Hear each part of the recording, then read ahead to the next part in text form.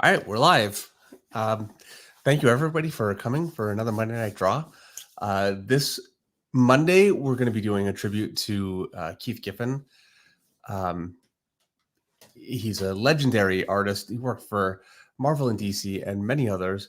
He's a creator of Lobo, Rocket Raccoon, Groot, Ambush Bug, and longtime artist and writer of Legion and so many other books.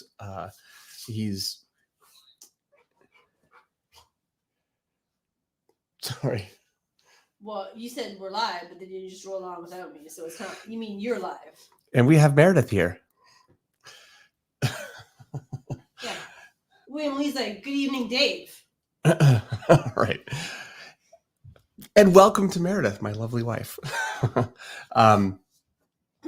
Keith, I was fortunate enough to get to know a little bit over the years. The first time I met him was actually at a DC Writers Summit. I was writing Batman for a really brief time when I first got to DC. And so I went to the summit, which was a real mistake for me. I'm not a summit person.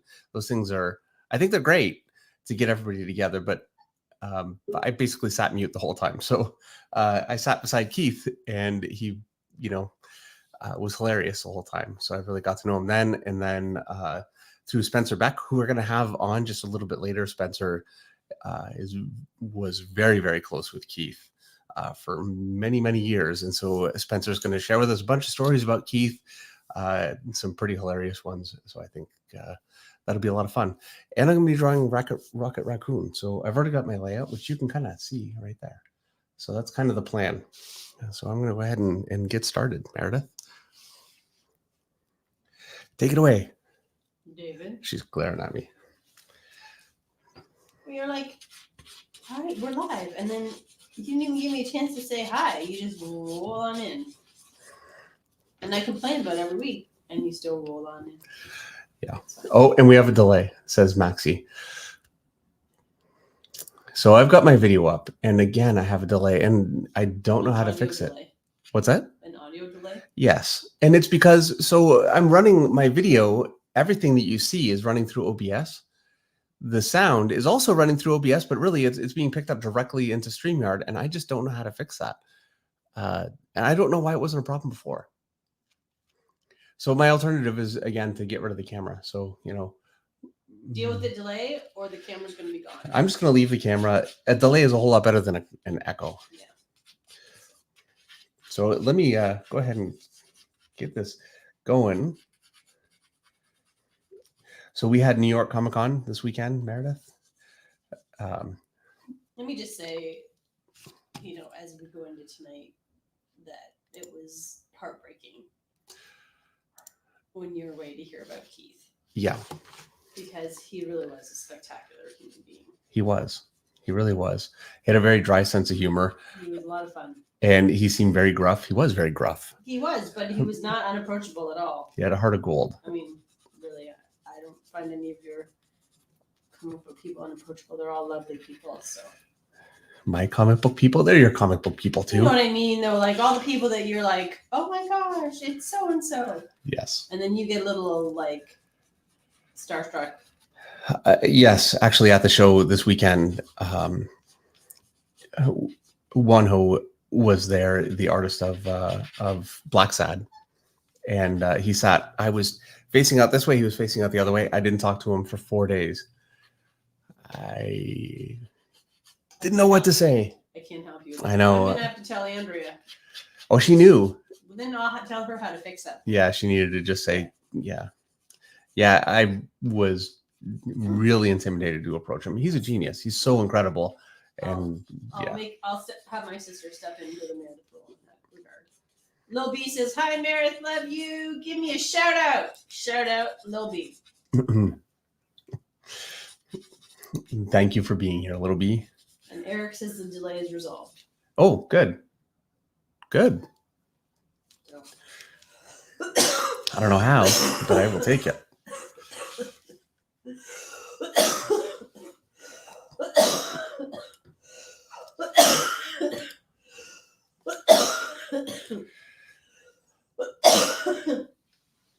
Meredith is sick. Dave went to New York and had fun, and I got sick. Yeah. So fortunately, I was able to leave her home. But now, after being sick by myself for 4 days, I'm just miserable. Yeah. Well, Miserable, mad miserable, because there was no one to cater to me, and I had to like suck it up, buttercup. more miserable More miserable than usual. Normally, at least you take care of me a little bit. Yeah, begrudgingly.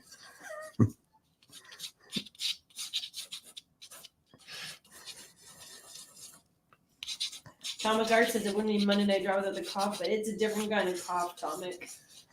It's the worst cough. It's not the dry cough I have normally. It's like the lungs. Yeah, it's an actual. It's an actual. It's a cold cough. Everybody had a cold cough. Yeah, I managed to avoid that one. I got wood to walk here. There we go. Well, you're home now, so I'll see what I can do. Yeah.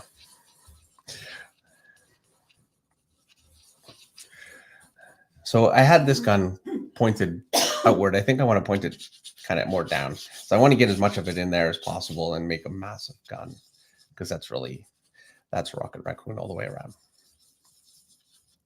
So something more like that. William Lee said Meredith got the con card without going to the con. It's true. You know what I got? I got the kid goes to school card, but the kid that goes to school is not even sick. Yeah. I'm the only one. I was walking through the convention. It was crowded, which is great. That's what you want, you know? And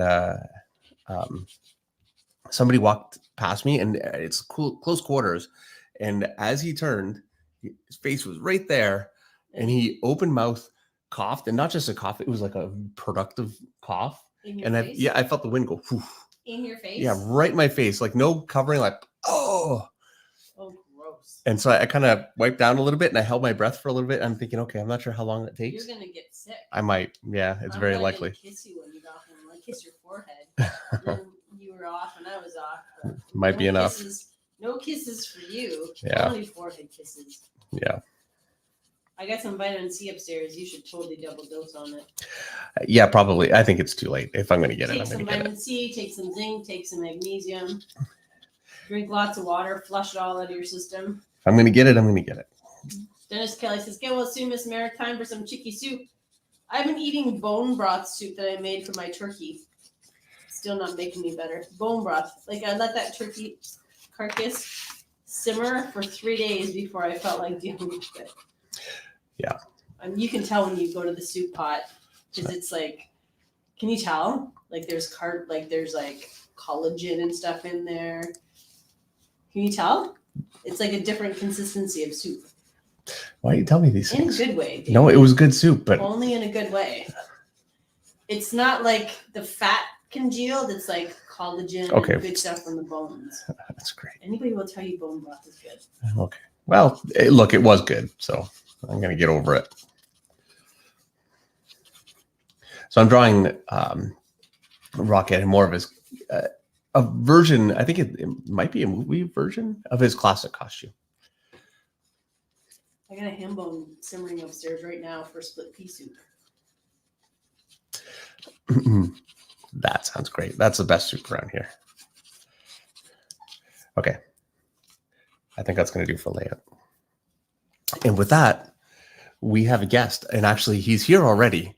So I'm a guest already? Okay, I'll be on Facebook. We're still going to need you. So yeah, I'd like to introduce a longtime friend of mine, long time now. I've lost track. I can't even. 20 years, 30 years. I don't know. Meredith, a pre-Meredith friend. Yes, before Meredith. Pre-Meredith. Predated. My longtime art dealer and agent and friend and confidant and long time, much longer friend of Keith Giffen. And he's going to come on and tell us some stories about Keith. And he's got some pretty funny ones. So I think it'll be a lot of fun. All right. So please welcome Spencer Beck. Here we go. Hello. Good to see you all, Meredith. Good to hear your voice. Meredith, I do have some advice for you. Have David go out and pick you up Mucinex dry throat spray. It will, first of all, when it hits the back, you do 4 squirts 3 times a day. It'll completely numb the back of your throat. It doesn't get rid of the cough, but it will reduce it. But it will take care of all the discomfort from having a cough is gone within literally a minute or two, and it lasts like 6 to 8 hours. Well, good news for us is that after the stream's done, Shoppers Drug Mart's still open, Dave. They close at 9. So yeah. My doctor, I've had bronchial pneumonia 9 times in 11 years. Yeah, I live by this stuff. You are the expert. Yeah, I keep it by the gallon in the house. But anyhow, I hope you feel better. Anyhow, without further ado, I'll tell you some stories. And first, to clarify, Keith's not only just my friend, I was his agent for over 25 years. His wife was my sister from another mister until she passed. And he was, I apologize tonight, guys, I'm going to cry a lot. He was probably one of the 3 best friends I've ever had in my entire life. One of the reasons why we became friends, like myself, Keith had a truly excessively sardonic, sadistic sense of humor.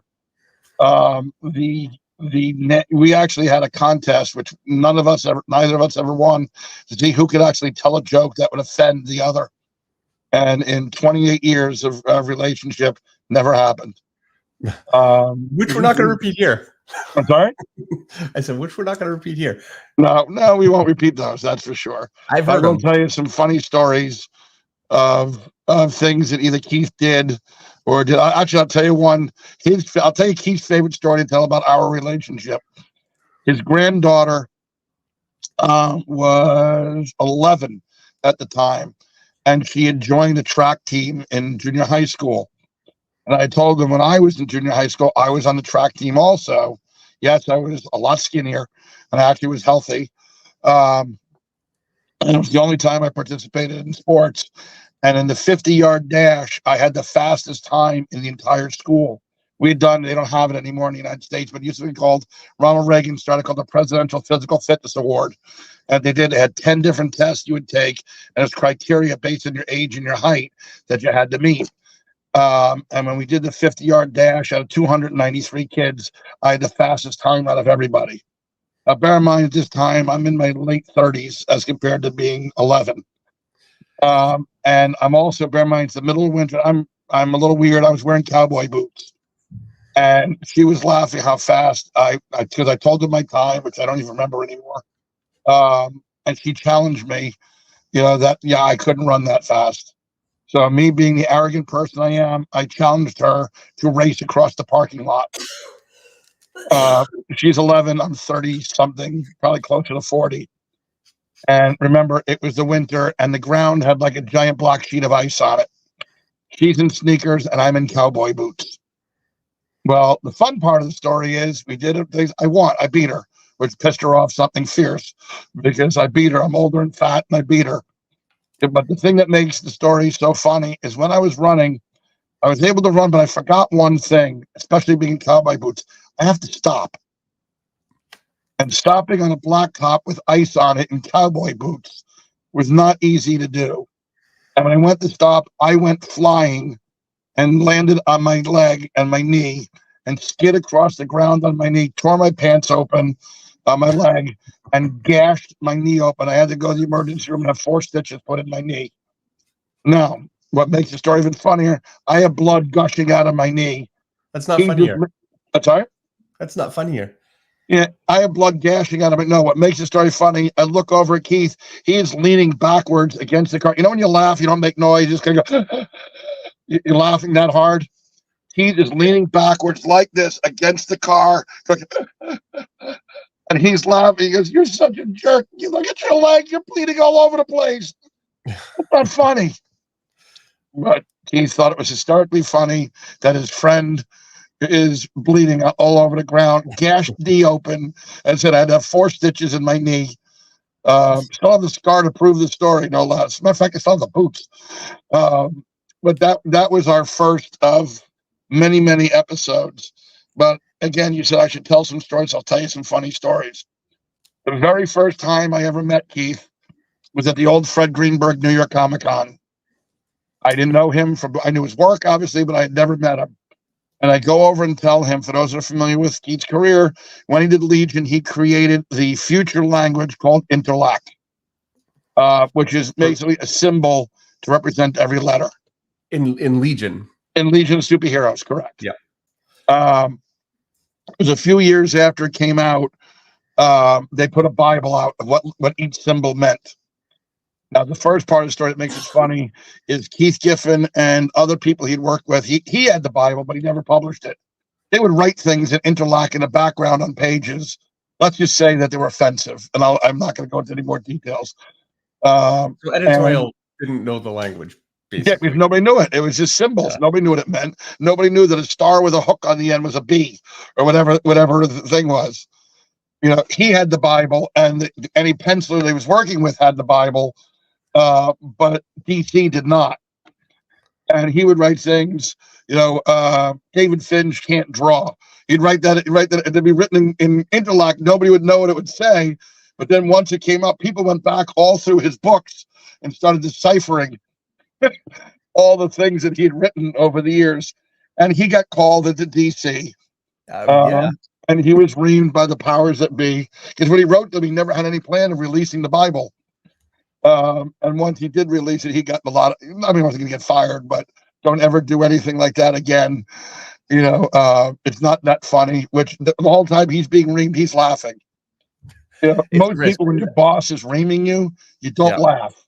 I remember there was a Marvel artist that wrote in the spine of some books. Tom Milgram. I'm not naming names. Oh, sorry. Well, he's very public about it, so it's not a secret.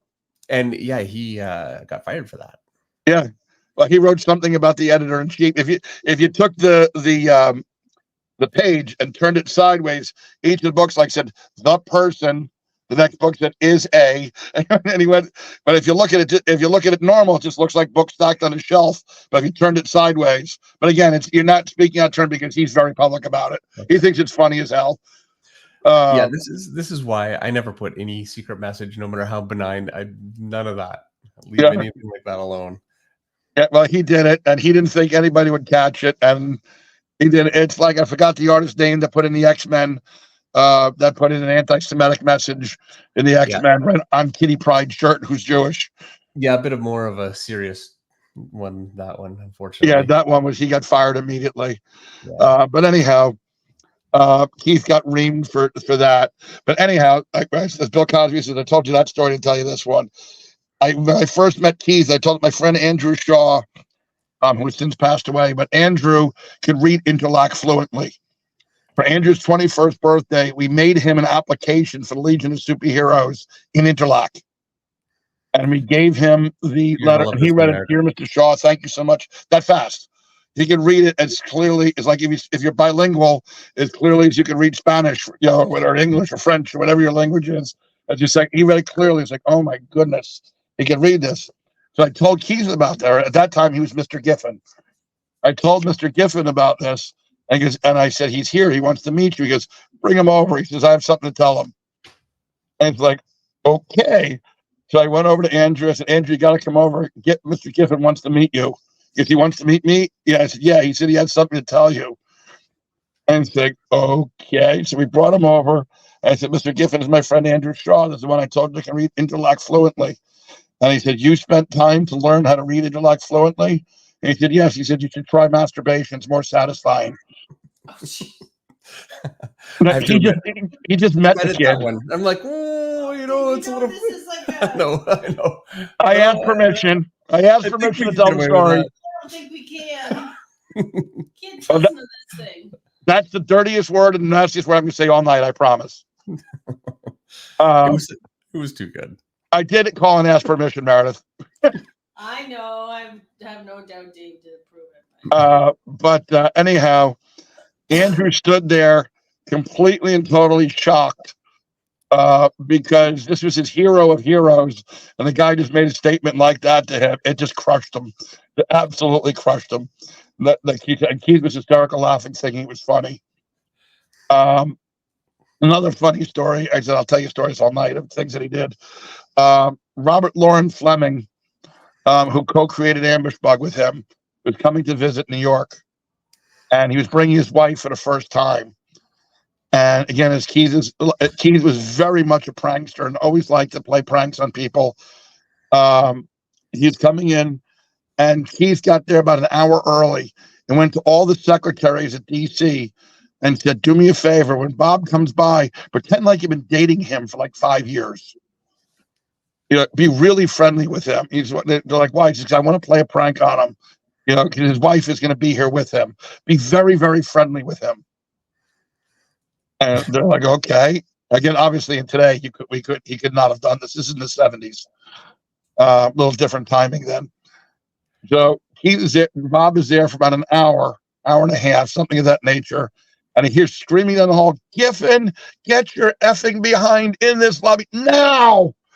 At which point he was in one of the editor's office. He slammed the door shut because he knew exactly why he was being called.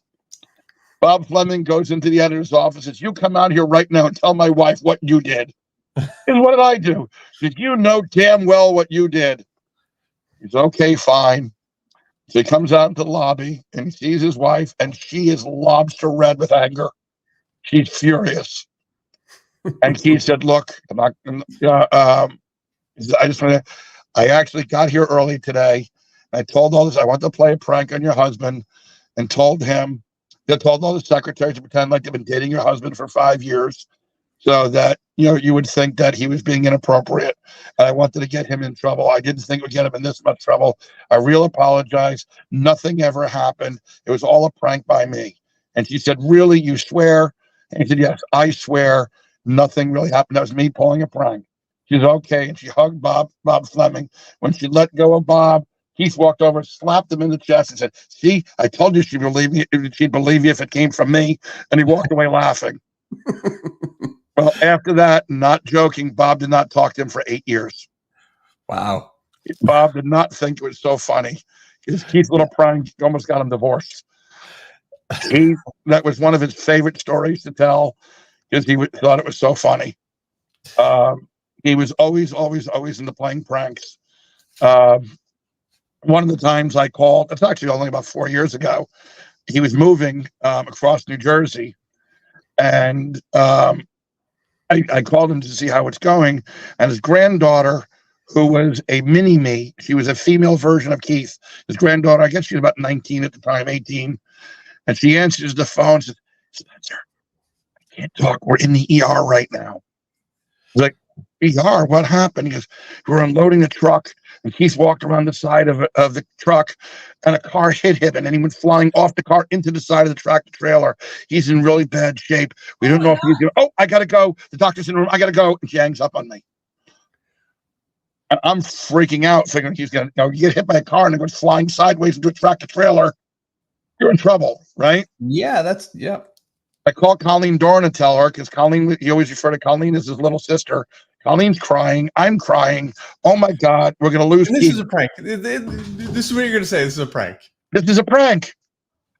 About a half hour later, the phone rings with him laughing hysterically. And it's like, "What's going on?" He goes, "All I told him to say is tell him I died unloading the truck." He was paying the truck driver. He was outside, that they'd already finished unloading, and he was paying the guy. And that's why he didn't want to answer the phone. You know and what? He never did this to me.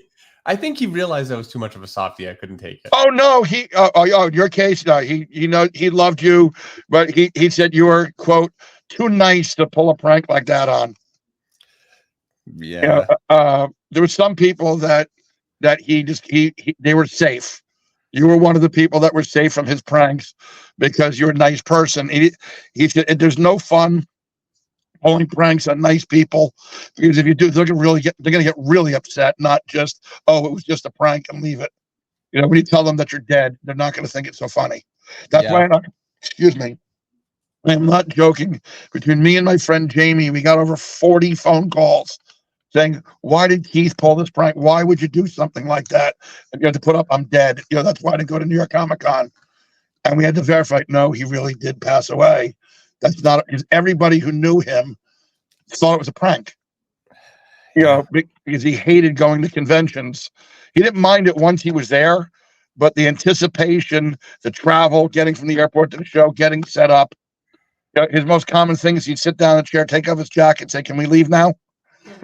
I'm It's like gonna for 1 second, just because Tomic Art has a super chat for $1.99, Dave, and it's related to New York. He says, "Seeing you again in New York Comic Con, Dave, was awesome. King." Well, thank you very much, Tomic. And Tomic actually, oh, you know what? I have a poster from Tomic, which I.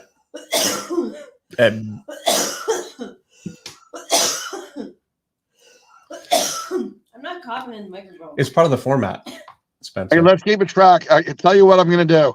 For every time Meredith coughs, we're going to give $1 to your favorite charity. Oh my gosh.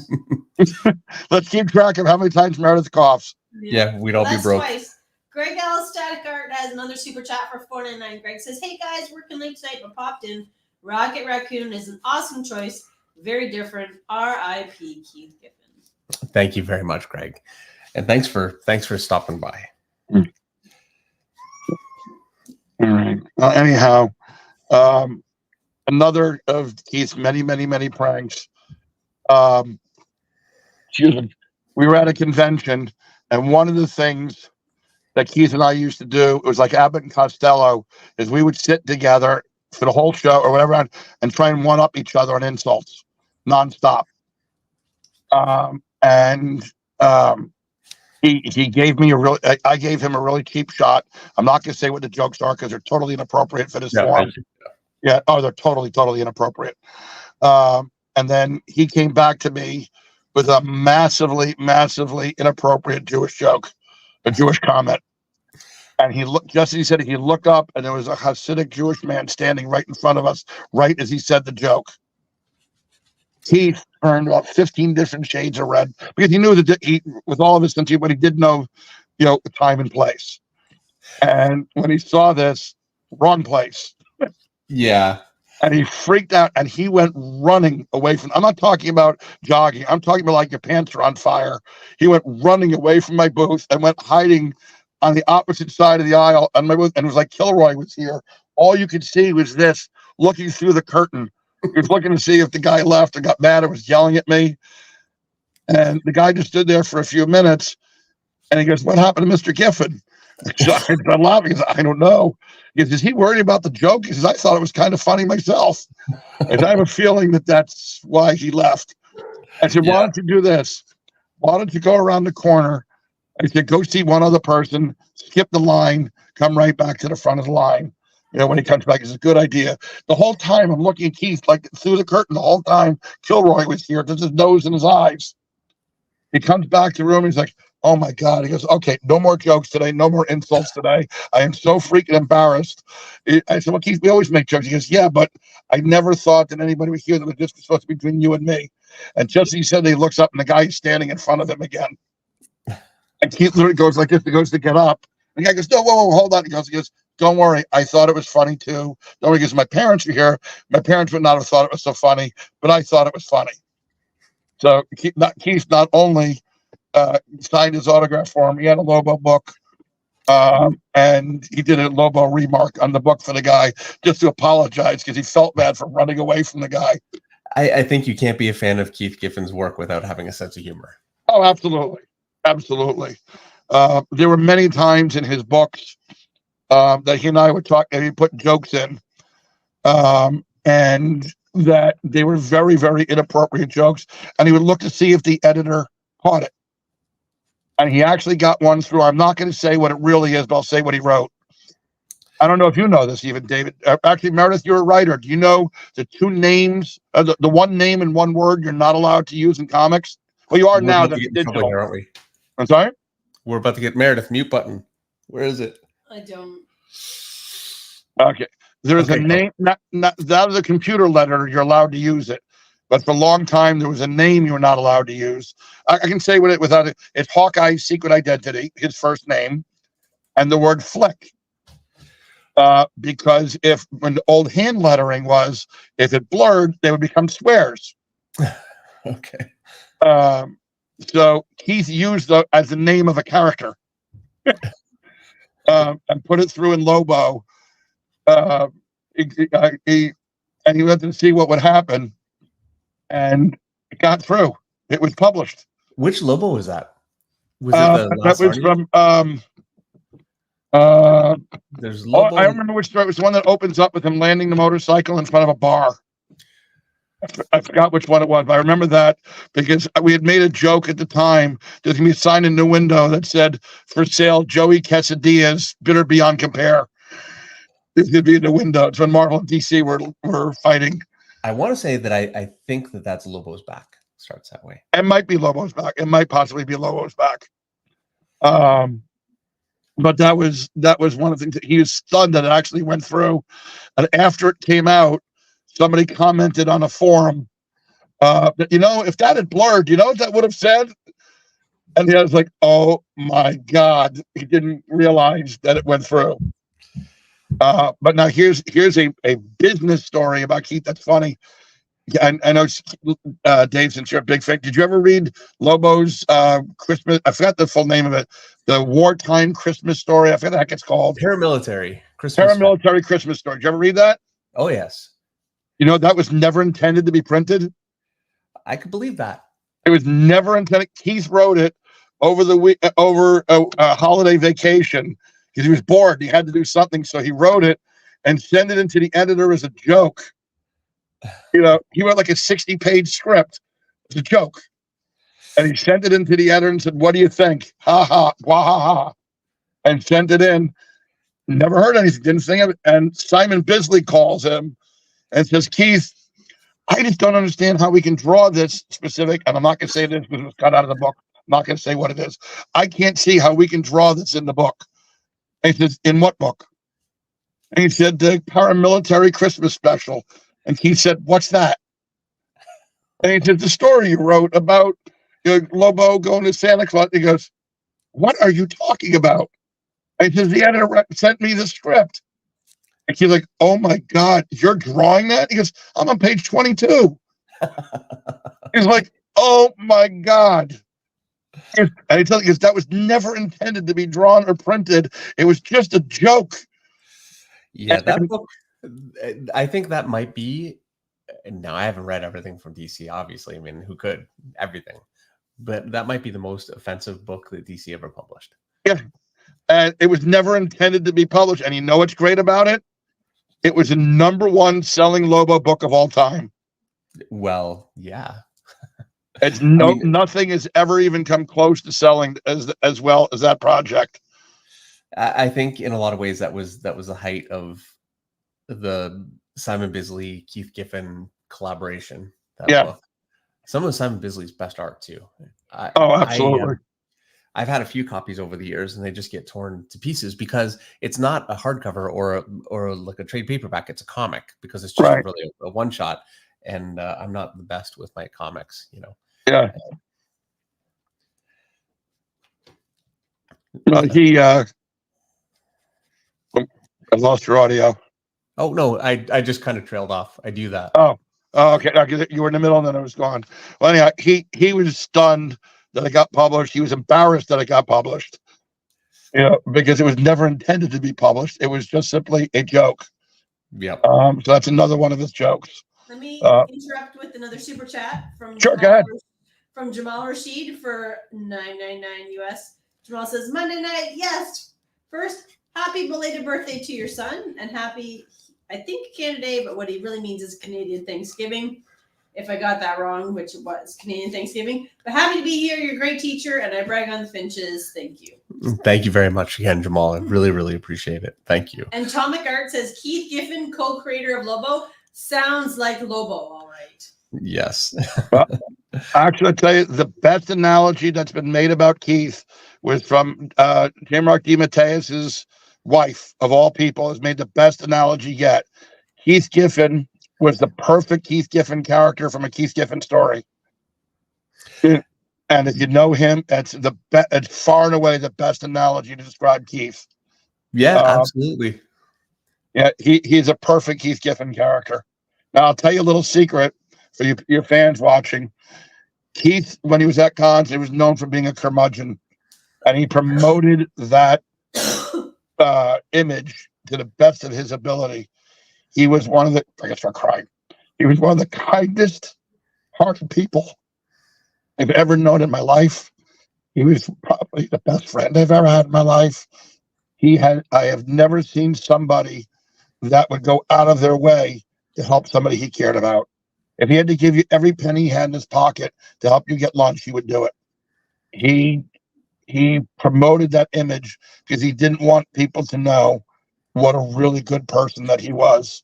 The people that knew him intimately would be like, we would laugh when he would do all these curmudgeonly things because it wasn't really him. It's kind of like, for those the Howard Stern. I know somebody's good friends with Howard Stern often because he's nothing like what he's on the air. Is not like, for example, Howard would never let his kids listen to his show ever. Never ever would he let them. It was inappropriate for them. But his on-air persona, you'd think he wouldn't care. Keith's public persona was one of a ginormous, pain in the ass, basically. Yet he loved his fans to death. I'll tell you the truth. He did not like organized. It's weird. He loved his fans, but did not like organized fandom. He liked when fans would come up to him one-on-one and talk to him. It's like he hated doing panels. He despised doing panels because then it's not one-on-one. It wasn't intimate. But he, if a fan wanted an hour of his time to answer questions, he would spend an hour of his time answering questions without a second's hesitation. Well, speaking of Keith's generosity, I wanted to show you guys something that Keith did for me. This is a few years ago now. It was a huge surprise. He knew what a huge fan I was and what a huge fan, especially of his Lobo work. That's some of the earliest work for me that I found and loved in comics. And it's what really made me a fan of his work. And so he did this for me.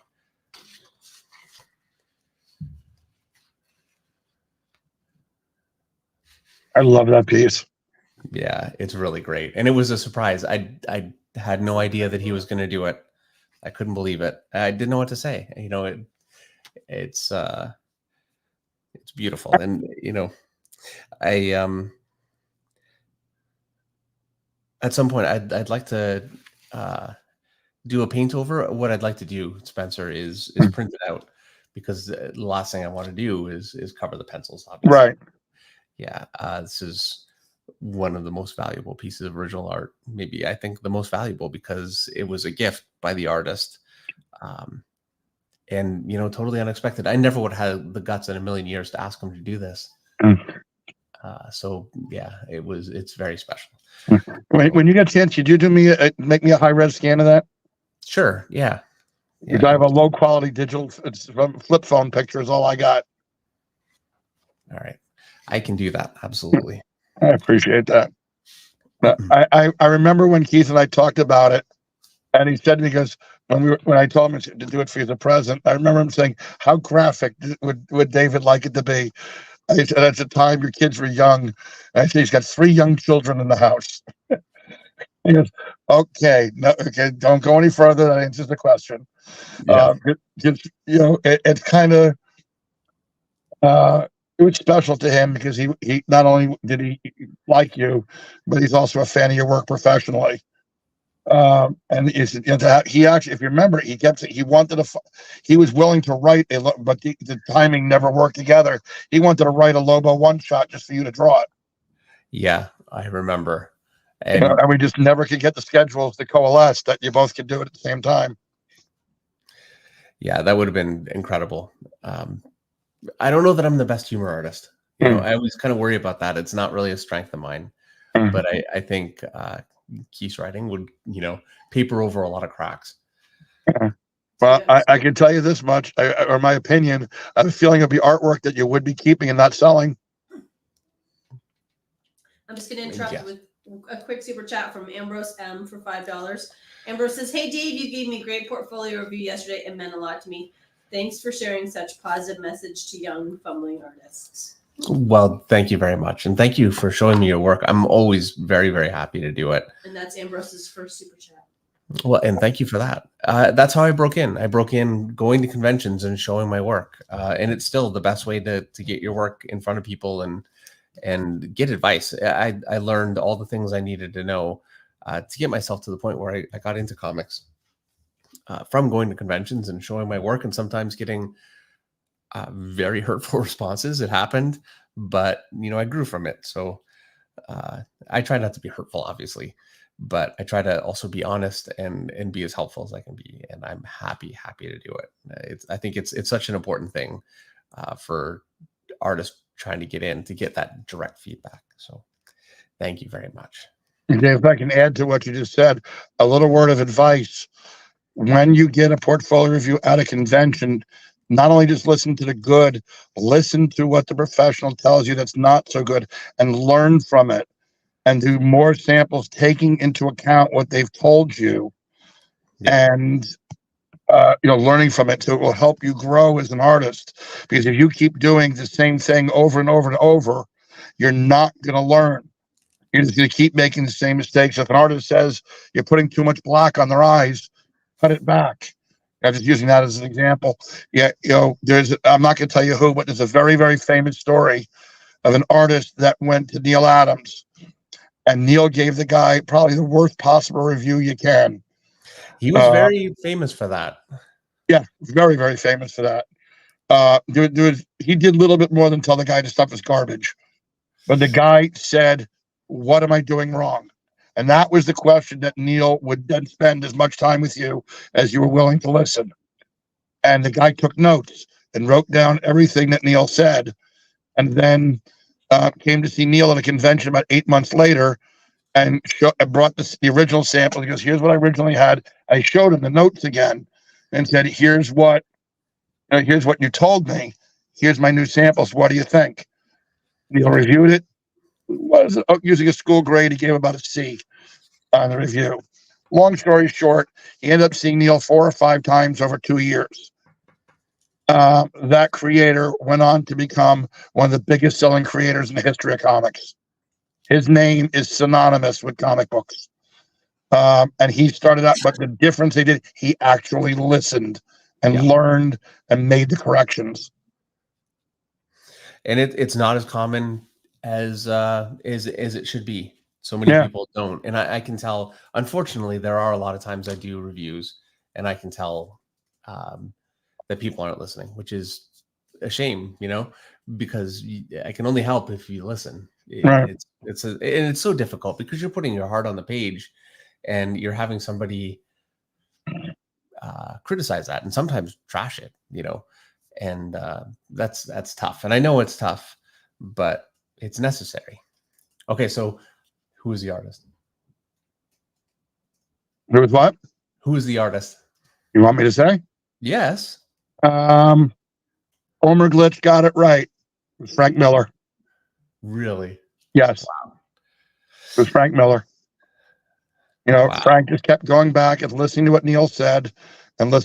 Frank considered Neil his adopted father, which he was to many of us. Neil was always a dad to everybody. He used to call him dad speeches. Gave me one. I started having problems with my heart. He took me aside at a convention we were at in Kentucky, and he ripped me a new one for a good 20 minutes about taking care of my heart, taking the medicine, because he knew what the medicine was that I was on.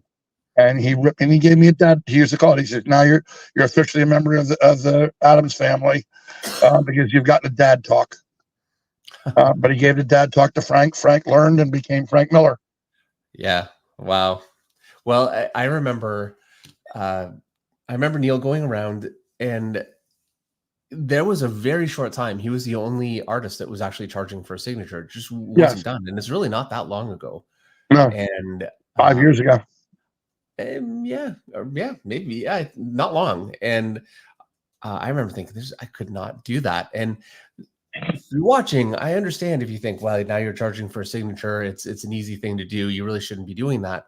But the difference that it's made for creators, especially older creators that are no longer getting work, especially writers that are not working much, and that's a lot. You get older, and there's no guarantee that you're always going to have something to fall back on, and it's an income for people. It's made a huge difference. There's the Hero Initiative, which is phenomenal, and I'd say this is on par with what the hero or more than what the Hero Initiative has been able to do all these years. And that was Neil just putting a value on something, putting a value on a signature for all of us. It made a big difference.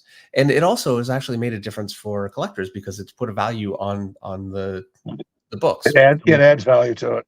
Yeah. Calvin Wycliffe has a super chat for $5. He says, I remember showing my work to Neil Adams. He was hard, but it was a special day and I'll never forget it. I've never shown my work to him. So cheers to you. That takes so much guts to do that. I couldn't have done it. I have to admit, Spencer, I don't think I could have done it. I would have been too afraid. And Tomek has another super chat for $1.99. He says, funny, my brother keeps saying Dave is my art dad. Ultimately, when it comes down to it, when you teach somebody, you can only teach so much. And it really comes down to the artist. I helped Jay Fabok a little bit when he started, and it was a pleasure to do it. Jay learned himself, so I could help.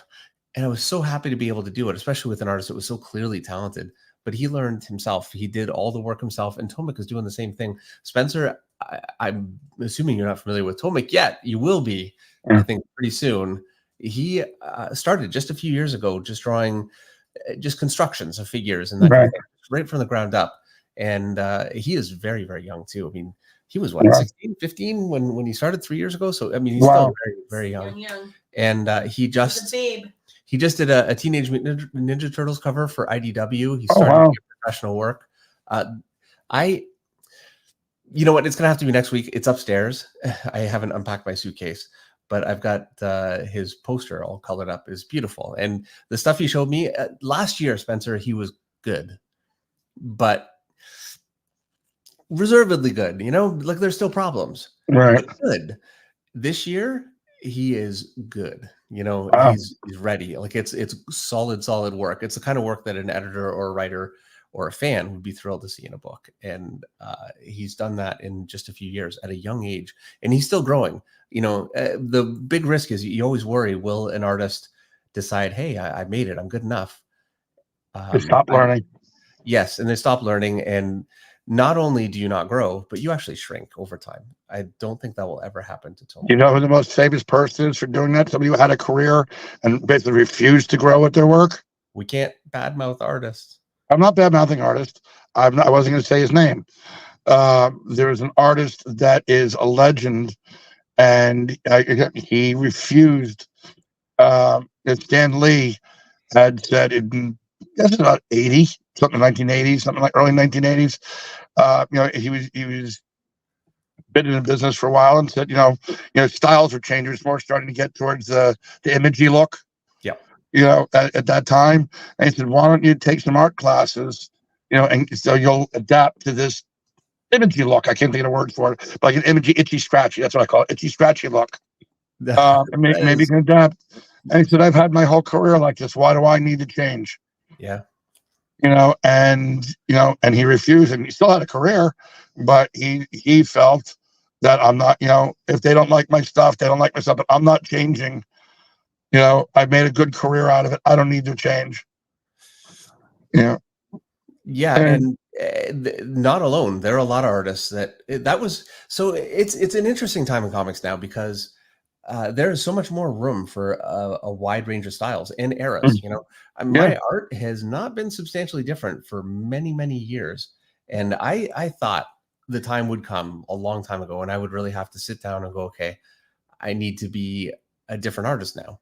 I'm not an actor where I'm naturally just going to get old and there's nothing I can do. I have control over that. I can change what I do. And I always had in my head, Mark Silvestri, my old boss, he was at Marvel. He was drawing X-Men. Then he was drawing Wolverine. It was a very classic style, very Some influenced. And when Image really started, it wasn't Image yet, but it was Jim Lee on X-Men. And Will Spatasio and Rob Liefeld and Todd McFarlane, that whole crew, when Mark saw that, he saw that was the future. And you can see in his Wolverine work, the last few issues, it's just like an overnight change. And that's a choice that he had to make. It's tough to make that, but he did it. He did it beautifully. And he became one of the most successful Image partners and legendary artists. He already was, I think, pretty legendary, certainly to me, and I think to a lot of people, but he had a whole new career from that, and, you know, brought himself into the modern era. And I always thought, you know, that's the template I want to take when I need to make that change. And it still stands, you know. I've been so fortunate to be able to do kind of the style that I've been doing for a long time.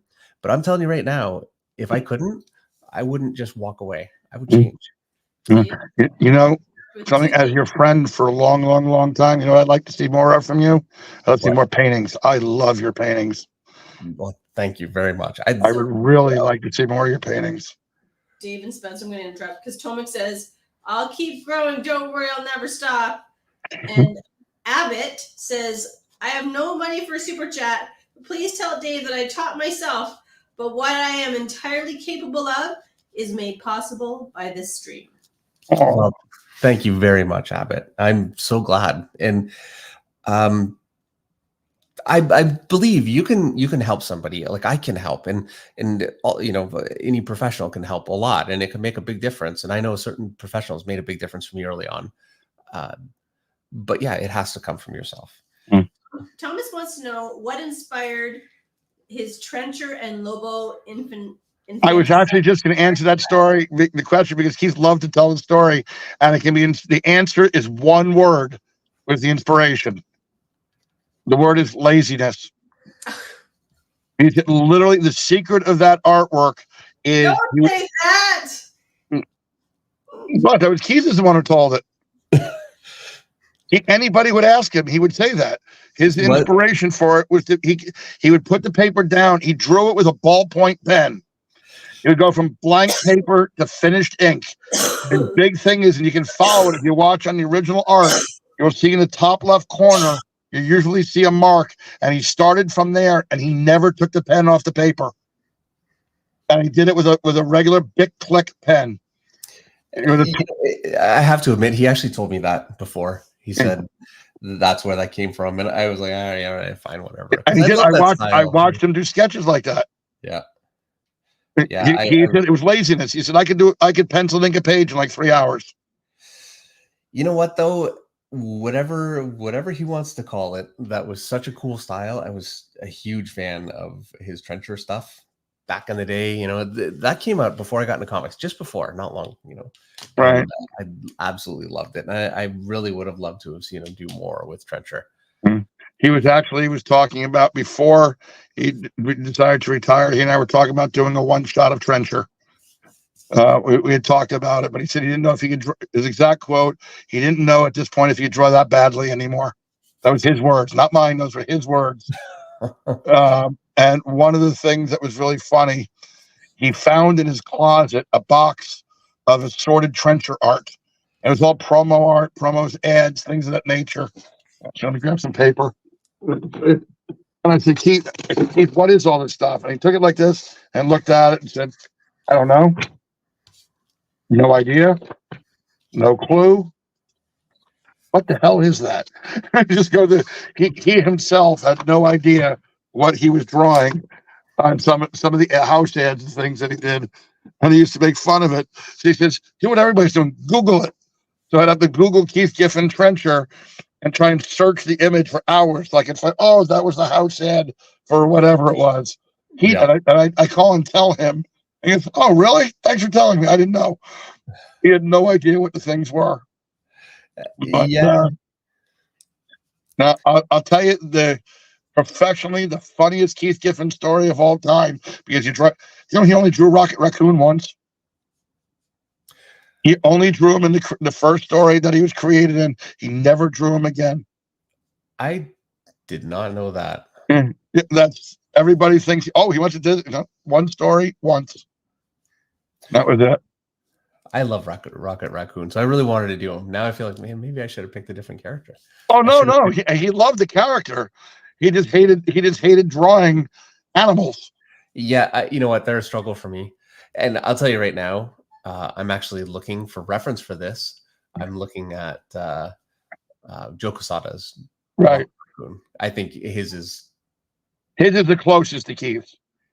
And my favorite. Like it's phenomenal. He's not done it a huge amount of times, but the times that he has, it's incredible. So that's what I'm trying for here.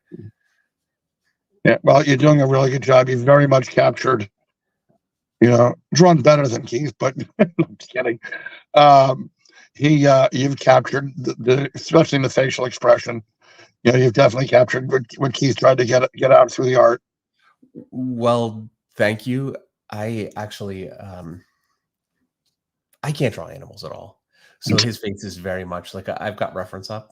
This is heavily referenced. Usually I don't reference the figures. I'll reference costumes or whatever. This one is actually fairly referenced because left to my own, this would not work. Wow. I'll take the funniest comment I've ever heard from an artist ever about animals was on a page of artwork that I received from Barry Kitson when I was working with Barry. It was from Azrael, and it had two Azrael standing there unmasked with two giant brown bears standing behind him. Barry is an incredibly good artist, and they were horribly drawn.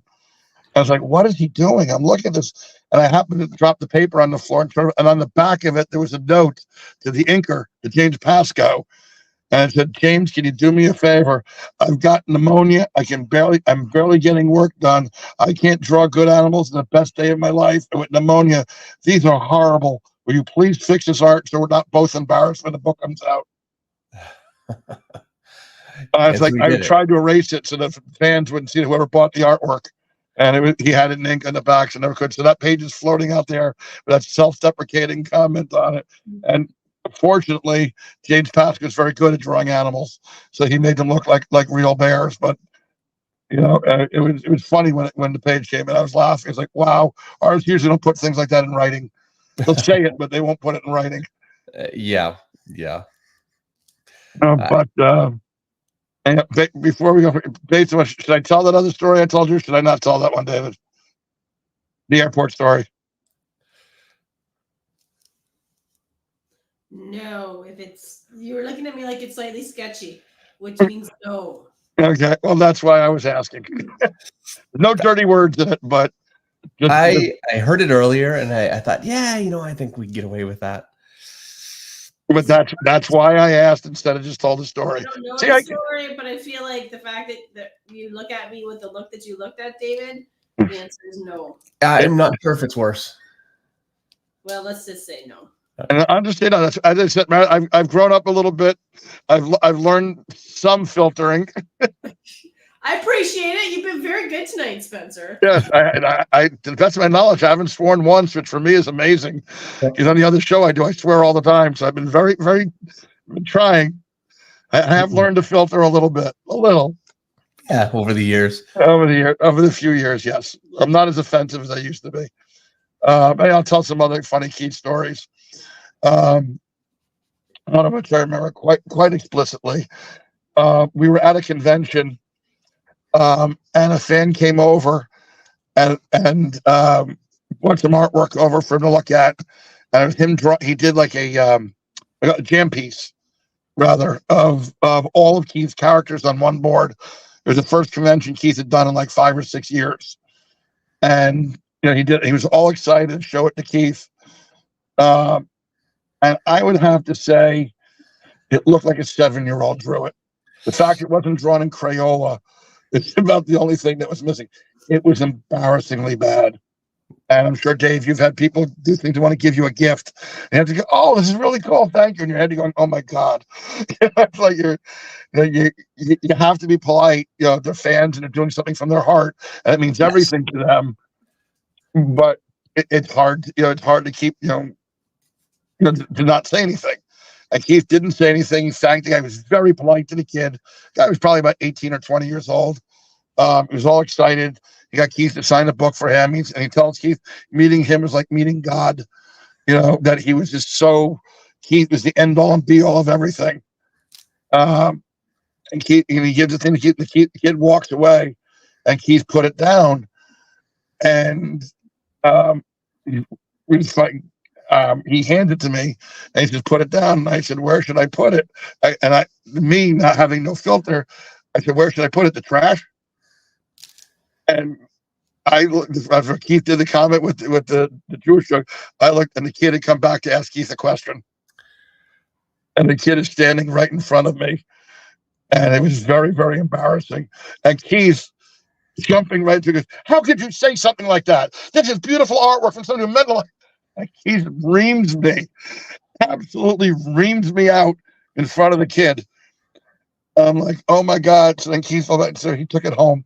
He took the piece home with him. And it's just to make me feel bad because I like the piece. And I know for a fact that he was being polite and being very politically correct and polite.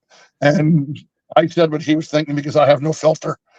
And I got reamed for it, which is, it doesn't, I don't know if it's translating funny through the internet, but at the time it was very, very funny, very embarrassing. Yeah. I could see how that could happen. And, people put their heart and soul into stuff, and, you have to respect that. At the same time, we're all human, right? Yeah, exactly. But unfortunately, most of the stories I want to tell are not appropriate for this forum. Well, Mary's not talking much, so she might fall asleep. If she does, I'll let you know. Okay, there you go. Stop. Yeah, unfortunately, we are, as family friendly as absolutely possible. Okay. And I know it's tough because Keith's best stories are not the most. Yeah. Well, I'll tell you one instance has nothing to do with art, but I took him to a restaurant, and he ordered food, and he was eating food, and the waiter comes over, and Keith is sitting directly next to me. I mean, next chair over, and the waiter says, "Excuse me," he says, "Is that Keith Giffen, comic book artist?" And I said, "Yeah." And he goes, "Oh, I hate his stuff." And Keith is sitting right next to me. He goes, "I can hear you." And the waiter, Keith goes, "I don't know if I want to eat anymore." The guy's telling me he hates my work. It's like, I don't know if I want to eat any more of this food. Yeah, how deep does that hate go? Exactly.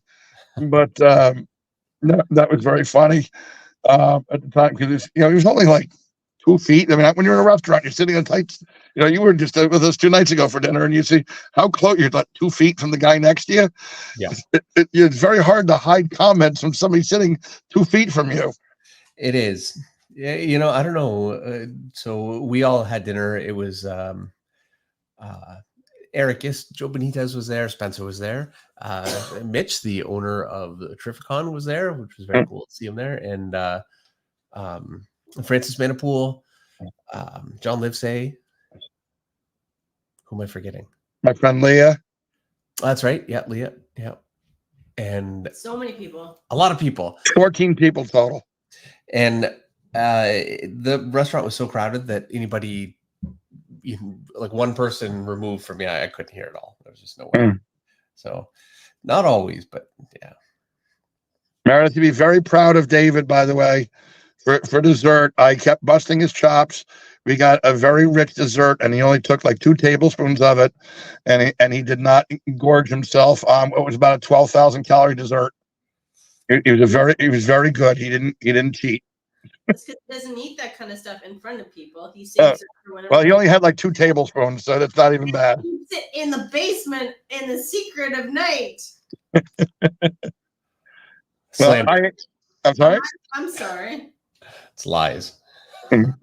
Well, Isaac's just as bad. After Thanksgiving, I'm like, "Where's the pie?" I'd eaten one full one the night before, and I could only eat a half one. It had everything under the sun and a little bit more in it. It must have been 12,000 calories for the one dessert.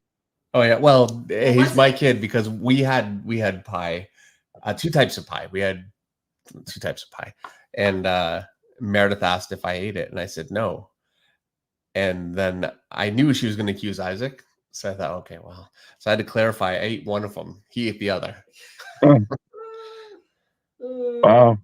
Spencer, do you know what Keith's favorite novel was? Hulkster wants to know. Yes, I do, and I can't remember the name of it. We talked about it all the time. He loved Stephen King books. He lived for Stephen King books. Yeah, so my favorite author by far. Yeah. He was huge into Stephen King books. Yeah. He loved mysteries because he liked to try and figure out the mystery as it went along. He just didn't want to play, oh, I can figure out the butler did it. That was real tough. He liked when books were well written, that they had a good mystery. He liked horror novels. He really, really liked horror novels a great deal. He also, his favorite thing for movies was the low budget horror movie, the better it was. The movies that would like show the boom mic like sticking down behind the guy, those were like Ed Wood movies. Those were things for him.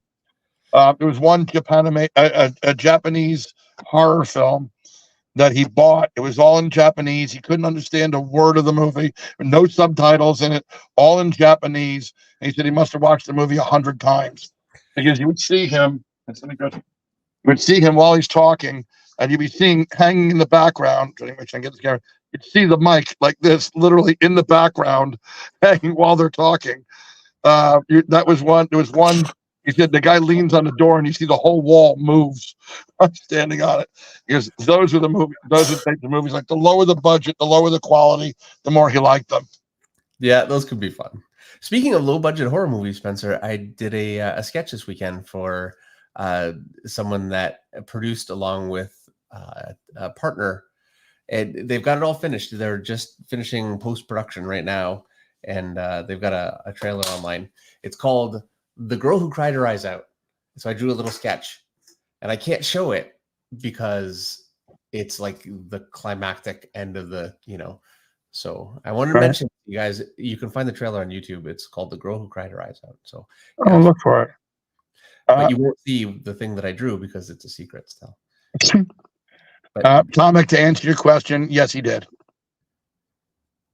Tomic asked if Keith liked the Guardians of the Galaxy Rocket Raccoon in the movies. Oh, yeah. And the one thing that he liked, the one thing they mentioned to me, and they like, is when they're in the first movie, when they're all deciding to join together, and Rocket says, "Okay, we're all standing up here." Big deal. And he makes it like big deal. That he thought was very funny. Yeah. Well, and I think so much of the tone of Guardians of the Galaxy, it really is a movie that set the tone for a lot of Marvel movies since, like Thor, Ragnarok. Yeah. That kind of tongue-in-cheek sort of humor, it came from Guardians of the Galaxy, and I think really kind of came from Keith Giffen. There are times you could say they might have went too far with it, right? But when it worked, really, it worked. Yeah, I'll tell you the biggest legend about Keith in terms of when it worked. It worked. Bwahaha. It is still a fight to this day whether Mark DeMatteis wrote it first or Keith did. They themselves are not sure. So they just said, we did it. Neither one of them knows who came up with Bwahaha. And the thing that they're most known for in a run of Justice League was One Punch. That was never supposed to be anything more than a one-page gag. Yep. And I'll tell you, for Keith's fans, I'll tell you about, because he and I had talked about it at great length. There was supposed, from formerly known as the Justice League, there was in DC when they did the New 52 and then did the relaunch after New 52, basically did not want to acknowledge that the Giffen DeMatteis Justice League existed, and Keith and DeMatteis and a little bit from me came up with an idea, which is, and I'll tell you what it was because it's never going to happen since Keith passed. That we can make that happen. Still tell another story. There was going to take place 25 years in the future. Guy Gardner is like 75, 80 years old. He weighs 300 pounds. He's completely bald. Fire looks like a broken down witch, like that was I forgot her name from Bugs Bunny, the witch that always, every time she'd run, the hairpins would come out of her hair. That's what Fire looked like. Yeah. Nort was a very overweight looking dog. Again, it's on the future, and somebody kidnaps Ice. So they all have to one last time get together. John Jones weighs like 500 pounds from eating all he's eaten for the last 25 years is Oreos. So he's this monster of a person. And somebody kidnaps Ice, and they have to come out of retirement one more time to go save Ice. And I just remember the first splash page. Guy Gardner makes the joke, it's to infinity and beyond. And you see him trying to get up, and he's holding his hand up with the ring to lift him. And he's only coming off the ground like 2 inches. He doesn't have the willpower because he's so fat. He doesn't have the willpower to lift him up off the ground because he's gotten so heavy. And yeah, the whole story goes through the issue. They find the bad guy. Of course, they rescue her. But in the final battle, the very last thing is Guy Gardner's fighting the bad guy. And the bad guy punches Guy Gardner dead center between the eyes and knocks him out. And the next thing you see is from Guy's line of sight, him looking up, and everything is all blurry. And he opens up his eyes, and Batman is standing over him and saying, now you're going to listen, Gardner, you're going to shut up.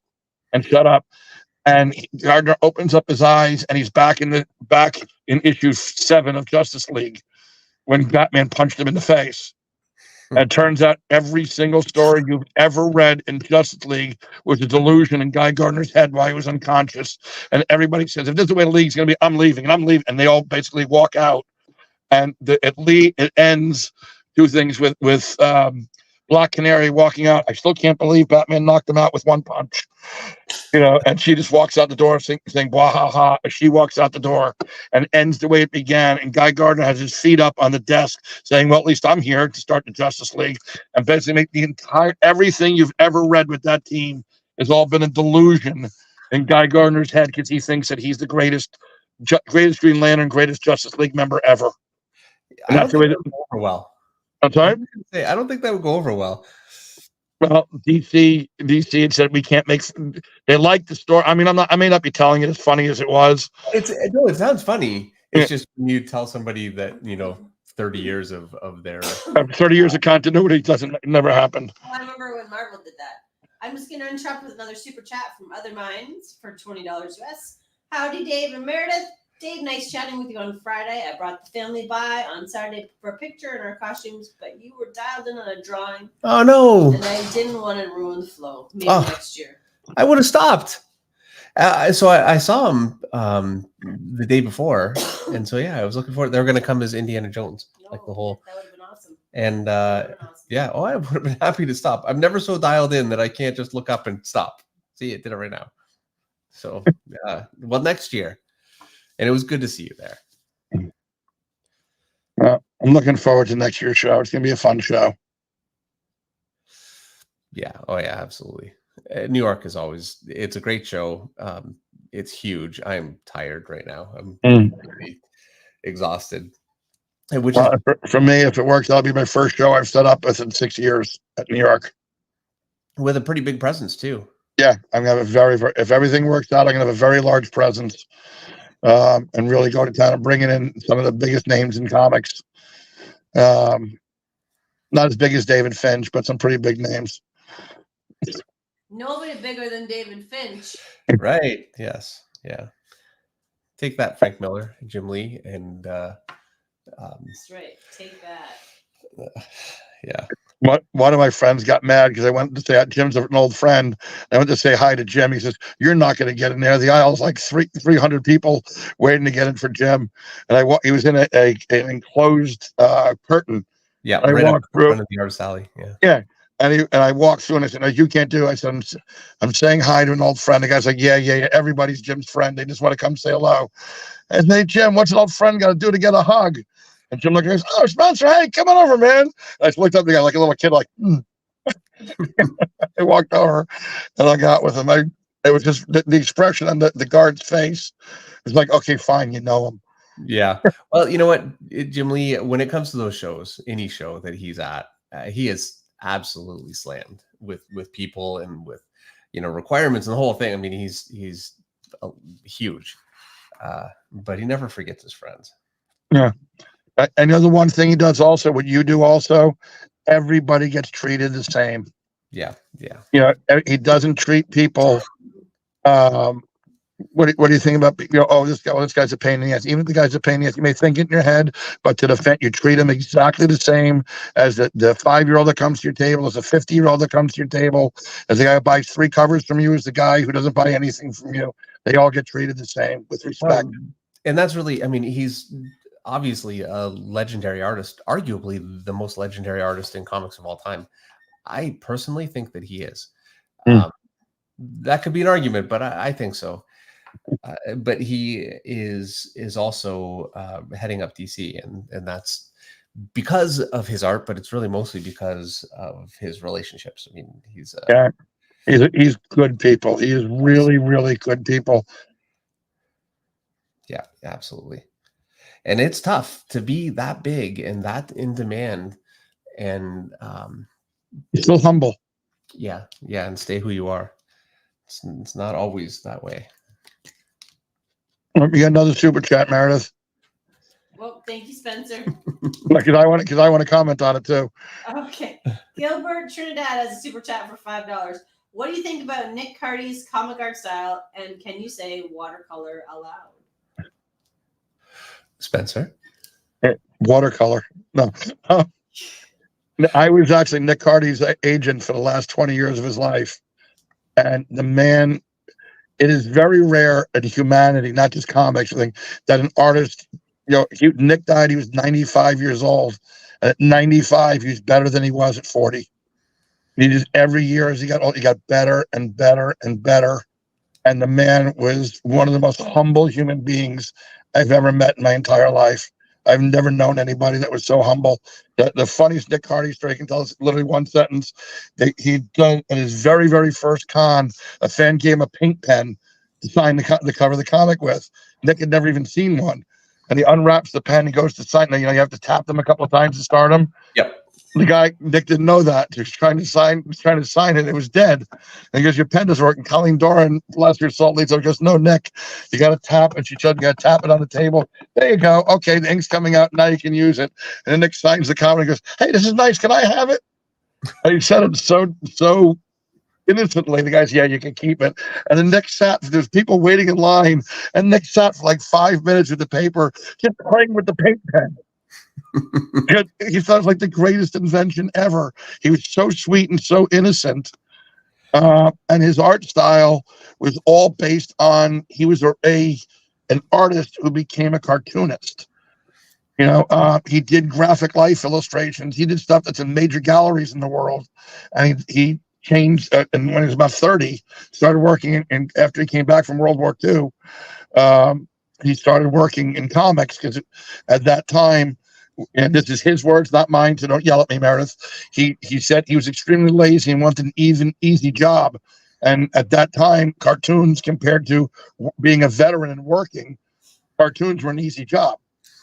So he started doing cartoons, and he had one of the greatest careers, and he was so amazing. I was his agent, and after he died, I bid on one of his paintings. I couldn't afford it. And then it's going for like $40,000 or $50,000. He had a painting, an oil painting of a cavalry soldier diving off a horse, jumping onto a Native American. And it was, I have never seen a painting that, to me, that is more beautiful than that piece. I gave up at $10,000. I couldn't afford more than that. Yeah, original art is a rich man's game, that's for sure. Especially nowadays, it's. I really think that original art, or comic art, has it's pop culture, it's Americana, and I think it's gotten bigger than just comics. For some artists that are really representative of the medium, it's really gotten to be a big thing. There are Rob Liefeld pages and Jim Lee pages, and just image pages from the early 90s. Somebody I saw, actually, and I think it was Friday, somebody came up with a portfolio. He's an original art collector, and he wanted to show me some of the art that he had.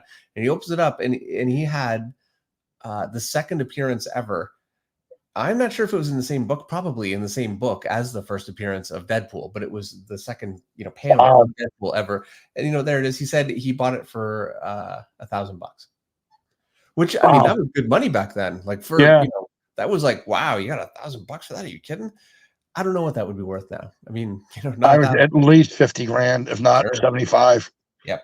And nice shot too, So yeah, it's really blown up, which is, again, great for comic artists. It's, there are so many opportunities. There's published work with Marvel and DC and the big companies. There's crowdfunding, which a lot of you guys have been doing, and very successful.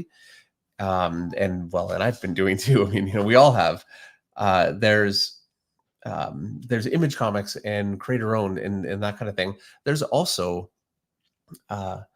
just commissions, and there are artists, phenomenal artists that really specialize in commissions beautifully. And you can have a rewarding career. At that point, Spencer, you're a fine artist. When you're doing commissions or just doing, work and then selling it to an audience, that's what a fine artist does. And I think that comic art is kind of, not entirely, it's still a medium, but it's growing into that area too, which is very cool to see. It's something that's getting, because of the Marvel movies, it's getting a lot more respect now. Yeah. It is certainly getting a lot more respect. It used to be, it's just cartoons. It was like, no, in the 60s, it was cartoons, because they didn't have the time. They were doing artists were doing a book a week. You didn't have time to do, you spent an hour on this drawing. You wouldn't have an hour to draw. Didn't spend an hour on one drawing. Kurt Swan, may he rest in peace, told me he was penciling 3 to 4 pages a day. And if you ever saw Kurt Swan's pencils, they were tight. But you didn't have time to worry about detail. All you had to do was get the structure in. And that's all you had time to do. You did not have time. How many years? He was the Superman artist for almost 40 years, just shy of 40 years. Wow. Just shy. They took him off when John Byrne took over the Superman relaunch. Yeah, that was the 90s, was it? When was it? No, 1980s. The 80s, right? Okay, yeah. So he had come off of Fantastic Four, I think. Yeah. Mm-hmm. Yep. Which actually answers. I'm not going to go into the long story, but answered part of Luke's question, where he asked about how did I get my start. It was because of Kurt Swan. I can tell you the 1-sentence version of it. I had gotten involved. I met Mr. Swan at a charity convention I set up for a boy over here. Which, again, long story. I'm not going to go into it. And I met Kurt there. And at the time, Kurt was being paid. I'd never even seen original art. And he was being paid $5 for panel pages, $10 for full page splashes, and $20 for covers. Yeah. And I said to him, I said, look, Mr. Swan, I said, it's Kurt. I said, fine, Kurt. I said, I'm not an art dealer. I said, your artwork is the first original art I've ever seen. And he had a painting that he did that they used for the DC portfolio. It's called Superman for Peace. And it's Superman flying in the air with his hand outstretched, with a dove landing with an olive branch in his mouth. And I was a graphic painting, and the art dealer at the time that was selling stuff for him offered him, because it was a painting, offered him $50. I'm sorry, I'm saying that wrong. I'm sorry.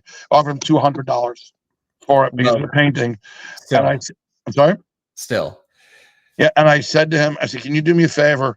I said, Frank McLaughlin knew, Frank will vouch for me. Can I take this for 2 days? I only lived a mile from Kurt's house. He said, I think I can get you a lot more than that. Give me 2 days. And I went to his house and I gave him $1,100. He said, $1,100? He said, what do I have to do for it? I said, nothing. This is yours. And again, it's a long, complicated story tonight, but that was how I got involved. It was Kurt Swan that got me involved.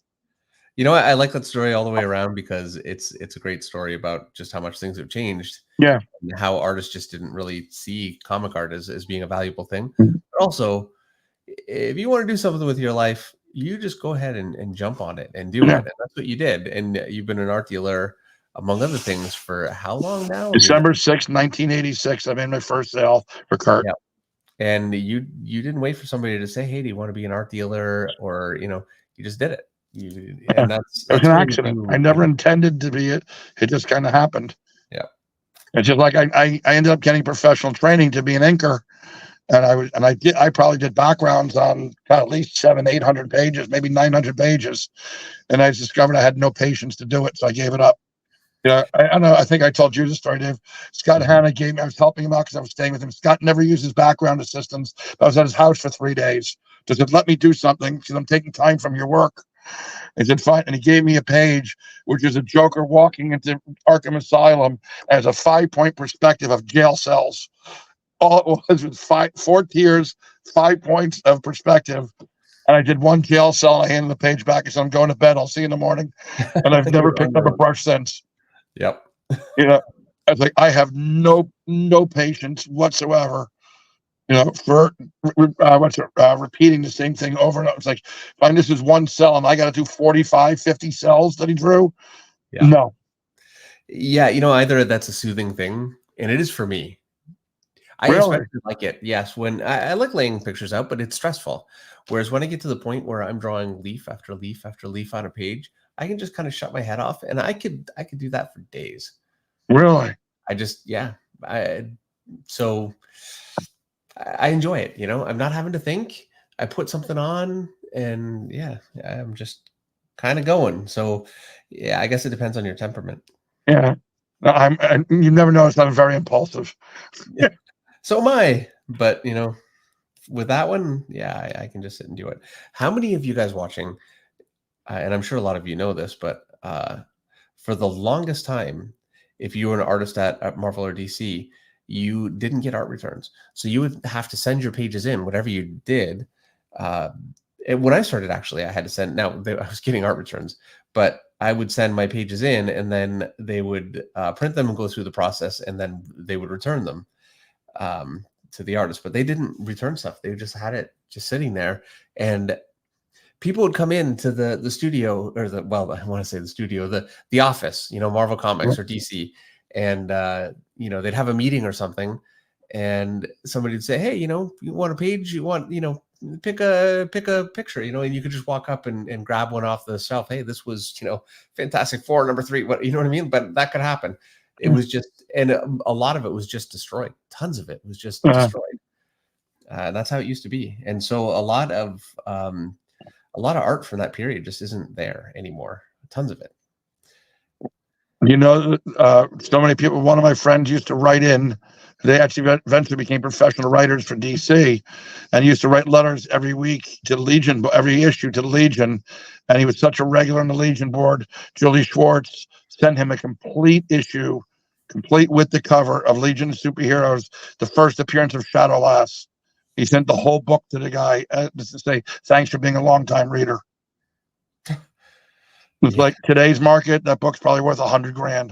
Except that it's not, though, because something given for free, I'm sure, is long gone. No, it's not long. Let me rephrase it. It's not long gone. About half the book is gone. Well, that's better than I would have expected. So. Yeah, about half of it's gone. They still have about 9 pages left. Yeah. But I'll tell you a funny Kurt Swan related that Kurt Swan story. When Kurt first got his batch of artwork back from DC on Legion, he got back like 2 years. It's all the stuff that George Klein inked over him. He got 2 years worth of art returns back at one shot. And he's like, what am I going to do with this? So he took it and he threw it all out. In 2 years with George Klein, Kurt Swan, Legion Superheroes go about $10,000 to $20,000 a page now. And Kurt threw out literally like 3 FedEx boxes filled with art. And just threw it in the garbage. He told me that story. The art dealer me cringed. Yeah. But to answer Hulk's question about who would win, who Keith would want to win in a battle, to answer the question, Keith had the same answer that many of my clients have, and the answer is whoever was more prepared. Who would win in a battle between X and Y? Whoever was more prepared. Who would win between Captain America and Batman? Whoever was more prepared. Was that? I'm sorry? Whose question was that? Hulk's. I forgot what his full name was. Hulkster. We don't between Rocket or Lobo. That's a rule around here. Know which character would win. Oh, sorry. Well, at least I had a good answer. Which the answer was whoever's more prepared. Yeah. Stumpy the Tree is a super chat for $5. Stumpy says my internet is really bad here, but you're really good and you're an inspiration. By the way, I love your inking work. All right, I'm gonna head out. See ya. Well, thank you very much. I hope you're still around to at least hear me say thank you. I appreciate it. I'm gonna have to spend more time here so I learn what the rules are. You know what? That's a new rule. I just made it up, but I think it's a good one. Oh, okay. Anyhow, I'm trying to think if there's any other some PG-rated stories of Keith that I could tell. Again, actually, I'll tell you a really funny one. That it was since he's passed away, he can't get any legal trouble. We were driving 2 cars to a convention in southern Jersey, and he didn't know how to get there. Neither did I. So I said, "Why don't we just use Waze, and you'll use that, the GPS program to get there." Now, for those who don't know, Waze has a thing where you can write police there, the accident, dead animal on the road. I mean, there's all sorts of things that you can pre-push. Mm-hmm. So one of the buttons is speed trap, and My friend was driving Keith in the car that Keith was in. My friend was driving. Keith was using his phone for the Waze, and Keith, every other exit, Keith was hitting the button speed trap. Because I was like, I was behind him, so we kept slowing down, so we'd get further and further and further ahead of us. Because figures a speed trap. He and the guy are doing 90, so we keep slowing down to 55 miles an hour. And about every 15 minutes, he said, "Where are you? I can't see you anymore." Oh man, it keeps coming up with speed traps, and we keep slowing down. And eventually, when we got to the convention, Keith said, "He goes, there were no speed traps." He goes, "Well, we saw that." He goes, "Yeah, that was all me." He goes, "I just kept hitting the button on Waze saying speed trap." But he didn't realize also he wasn't just affecting me; he was affecting the highway. Because anybody who was using Waze was all slowing down. So meanwhile, there's a 4-hour traffic jam. Yeah. Basically, he caused a delay. He must have caused an hour delay on the Garden State Parkway. Baby born on the highway in the backseat of a car. Yeah, pretty much. Yeah, but he thought that was hysterical. he thought that was very funny. But I said, unfortunately, I can't tell many of his good stories, so to speak, because of I know my favorite one. It's the best one, and I'm like, oh, I wish you could. I know Meredith will freak. It won't go like. Wait, the monkey story? Oh yeah. Oh man. Okay. No. I can tell that in 2 or 3 sentences that will not. They're not inappropriate. It's gonna gut the story, but go ahead. Yeah, it will cut the story, but the long story short, Keith, when he was a kid, when he was like 19 years old, was working with a laboratory, and they sent him to an airport to pick up something, and he didn't know what something was, and he was in it, and how many people are old enough, but he was in there in a hatchback, and he had to go pick up a live monkey and bring it from LaGuardia, or JFK rather, in New Jersey. And when he got through all the crate that was in didn't fit. So they had the animal in the back of the vehicle loose, and the animal was covered with its own feces, and it grabbed Keith while he was driving. And that was one part of the threat. And the other thing was he realized while they were driving that they didn't have the appropriate paperwork, and they were going to be committing a federal offense driving an animal across state lines without appropriate paperwork. And he got pulled over by the cops. And he got arrested. If you hear him tell the actual story, it's beyond hysterical. Yeah, that is probably the funniest story I've ever heard about any comic creator ever. When you hear the whole story, you cannot help but hold your gut laughing because of all the things that happened along the way. He actually got mad. You don't want because the story is like a 20-minute story. Yeah. And he got mad. Dan DiDio made him tell it at New York Comic Con about 8 years ago. And then he said, everybody kept saying, "Did you hear the monkey story?" And since then, every convention he would go to, people would ask him to tell the monkey story. He had a really good relationship with Dan DiDio. They're best friends. Yeah. Dan was actually with him the night he died. Oh, really? Yeah, he and Dan were best friends. I did. But Dan's good people all in his own right. Yeah, he really is. A lot of people don't like Dan, but they don't like him because he was in a job that his job is to make decisions for the company, not the fans. Well, his job was to make decisions for the company and really for the fans. And he was a fan first. He is a fan first. And he also had the responsibility of taking it on the chin for so many things that he had nothing to do with. Yeah. There are things that people wouldn't like. Well, he's the face of DC, and he would take things on the chin that he'd get criticized over, and you'd never hear him say, "Oh no, that was this person's idea." It was corporate good cop, bad cop. He always had to be the bad cop. Yeah, but Dan is a great guy. I know him personally. He is a great, great guy. His wife is a sweetheart. They're incredibly, incredibly nice, polite, kind people. Yeah. And when he did OMAC, he said the only way to do OMAC is if Keith drew it. The only way he would do it. Yeah, because Keith had a great Kirby riff style. Mm-hmm. Sheldon, the answer to your question is Jim Lee. You can't just do that. What was the question? Oh, sorry. I'm not used to doing it this way. Sheldon Martin asks, "Who is the face of DC now?" The future Hey, now is Jim Lee. it is Jim Lee. Yes, good to see you, Sheldon. Well, hear from you. You know what I mean. And then the answer for Hulkster asked, "What do you think he thought of the ending of Rocket in the MCU?" I don't think he saw the last movie. He really was not a big movie goer. To be completely honest, I don't think he saw it. Really? Yeah, Keith hated going to the movies. Like myself, he did the same thing. He would fall asleep. He's not a big fan of watching. He would wait for it to come on cable or on DVD or on streaming towards whatever, something of that nature. Yeah, fair enough.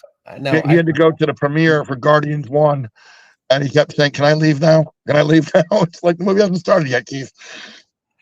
You can't leave during a premiere. Yeah, no, you can't. It really doesn't look bad. Yeah, I'll tell you. That's funny since you know her. I'll tell you a quick 20-second movie premiere story. Skylar, when we went to go see Thor: Love and Thunder, Skylar was supposed to call her mom. They take your phones before you go in. You have a number. They keep your bag and a number. Right. They put them in this big bag and Yeah, and they tie it off and you get a number. And Skylar had remembered she was supposed to call her mother because her mother was having surgery. So she ran outside saying, "Can I get my phone? It's an emergency." And she makes the phone call and she calls her mother and she hears somebody behind her kind of like tapping the foot on the ground. And she turned around. It was Chris Pratt. He's standing right behind her, and he's like, "Oh, you're making a phone call. Where'd you get your phone? I thought they took your phone." He's like, "Well, I had to call my mom." He goes, "Well, if we're out here, let's not waste it. Let's get a picture together." He said that to her. She's like, "What?" And they took like 5 selfies together.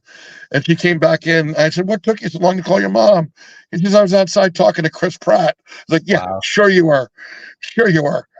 We go back afterwards and we get the bag. And she goes, "Really? You don't believe me?" I was like, "Oh my God." No, Spencer, I've been to a few premieres, which is always, it's great. But the closest I've ever gotten to any of the actors or anybody is at the beginning of the movie or the end, depending. They all come out on the stage. They talk about it a little bit, which is awesome. Can you imagine? You go to I went to Avengers Endgame. Did we go to Avengers one before that? Wonder Woman. Wonder Woman. We did go to Endgame. We went to Endgame. I can't remember if I went to. Anyway, whatever. We're at Endgame. That was. I mean, it's one of the maybe the biggest grossing movie of all time. An absolute classic. And I got to have the entire cast. They were all there. And talking about the movie and not answering questions, but it's pretty awesome. I will never forget that. But I never got to meet him, so she got that on me. Mitch Halleck owns Terrificon. Mitch is very friendly with Keith. I can never say his name correctly. Keith Kwan, who played Short Round. Yep. And Mitch was invited because he runs the longest running Indiana Jones podcast that there is. And they invited him out. He went out there, and Keith said, "Well, if you come to the after party, you'll be my guest." And Mitch had 2 friends with him as well. And he goes there, and long story complicated, made short, he finally meets up with Key after a whole bunch of delays. He meets with Key, and Key's like, "Mitch, it's great to see you." Give him hugs all around, talking to him. He goes, "Hey, have you met Harrison yet?" Mitch's like, "What?" He said, "You want to meet Harrison? He's right there. I'll take you over to introduce you to Harrison." And Mitch is like, and so he's like, "Oh, let's bring you over to Harrison." Yeah. like it's no big deal. Harrison, there he is. Yeah. So he was just completely stunned. And then Mitch's friends made fools of himself. He's like, "I better not, because they'll make an idiot of themselves." Yeah, I don't think my whole life I've ever heard of somebody even calling him Harrison. It's Harrison Ford. Yeah, exactly. Hulkster, to answer your question, what was Keith's favorite comic run and comic book? It's the one that everybody knows him for. It was the Great Darkness Saga. And that was far and away his favorite work that he worked. I mean, he had specific projects that he did that each one he liked more. His public answer was always whatever one I'm working on right now. That was his favorite. But when we would talk privately, the Great Darkness Saga was probably his favorite run. At least that's what he always told me when asked. Which is probably considered one of the best science fiction comic runs ever done, ever. Now, what book was that? Great Darkness Saga and Legion. Right. Okay. It's like one of the things Paul Levitz was talking about. He put in the script, the planet Daxam gets blown up, and 5 million Daxamites are flying off in outer space. And he did that intentionally because he wanted to see how much Keith would complain. And Keith didn't complain at all. And he drew a circle on the bottom about the size of a penny and just filled the page up with bodies flying off the planet. Yeah, nowadays with computers, you draw 5 of them and then just copy paste them everywhere. Right. Well, Keith drew them all. Yeah. I would have to too. And those are the times I seriously envy artists that have a little tech savvy. Now, I can't answer a question if people want to know the project he hated the most, because he was very public about it. He actually quit his book because of it. When they asked him to do who's everybody who's ever appeared in the Legion of Superheroes, with 762 characters. The original artwork was 18 inches tall by 90 inches wide. Is the original art, and it took him 7 weeks to draw the pencil the thing. And he said because of drawing that is why he quit the Legion. He was so frustrated with drawing so many characters. He said, I'm out. And that's the real secret. It had nothing to do with sales, had nothing to do with storyline, had nothing to do with the writer or anything. Just doing that poster is what killed the Legion for him. That's too bad. Yeah. Well, you did the similar thing. You did that with the X-Men, didn't you? Well, I certainly didn't lose my love for the X-Men with that. But, like I said, I can sit there and draw leaves for days. Yeah. So, different. I have a very easy time just shutting my brain off and not thinking. I think it's like my preferred default state. That is your state on a daily basis. That's right. I can concur with that. Yeah, you can attest. Okay, I can tell you on your drawing you do right now, if you want to make it a Keith Giffen drawing on the rock, if you're at rest in peace, R.I.P. Karate Kid, you would make it completely Keith Giffen. Keith hated the character crush, super invisibility, what a stupid power. And if you look at every single run Keith ever did on the Legion, within the first 3 issues on the book, he killed Karate Kid. He hated that. He said, what a dumb power. You can turn invisible. Yay. That's like, what? So, a heat sensor would pick you up. Infrared would pick you up. And eventually he came up with an explanation that he actually didn't turn invisible. He was able to bend light around him so that he would be invisible to all sensors, heat, cold, infrared, everything that, X-rays. He was invisible to everything. But until he came up with that idea, he said he literally, if you look at every run he did, he killed Karate Kid in the book. All right. I'll write that once I'm almost done. Yeah, but that would be completely and totally Keith. As a matter of fact, Keith and I were talking. When they were going to relaunch Legion before Bendis got it. He and I were talking about working together and doing Legion, that we would co-write it together. And he says, "You know what we've got to do in the first arc, don't you?" I know, Creole Karate Kid. It's the second issue. You introduce him in the last page of the first issue and make a splash page of the Invisible Kid showing up. Not Invisible Kid, I'm sorry, Karate Kid. Sorry, Karate Kid. Not Invisible Kid, I'm sorry. Well, you said that one. Yeah, Karate Kid. Super Karate. So what we do is the last page is going to be a full page splash of Karate Kid. And the next page, page 1 of issue 2, was going to be the Karate Kid with a knife sticking out of the middle of his chest like this. Sticking right out. In between the panels, somebody threw a knife at him and stabbed him. So that way we'll get it out of the way in the page 2 of the second issue, because fans would expect it. There'd be how long before he kills Karate Kid. So we'll get it right out of the way, page 1 of issue 2. Yep.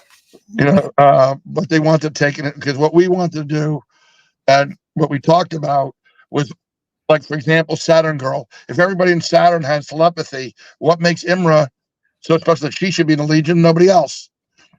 And then basically what we're going to create was like the intergalactic Olympics.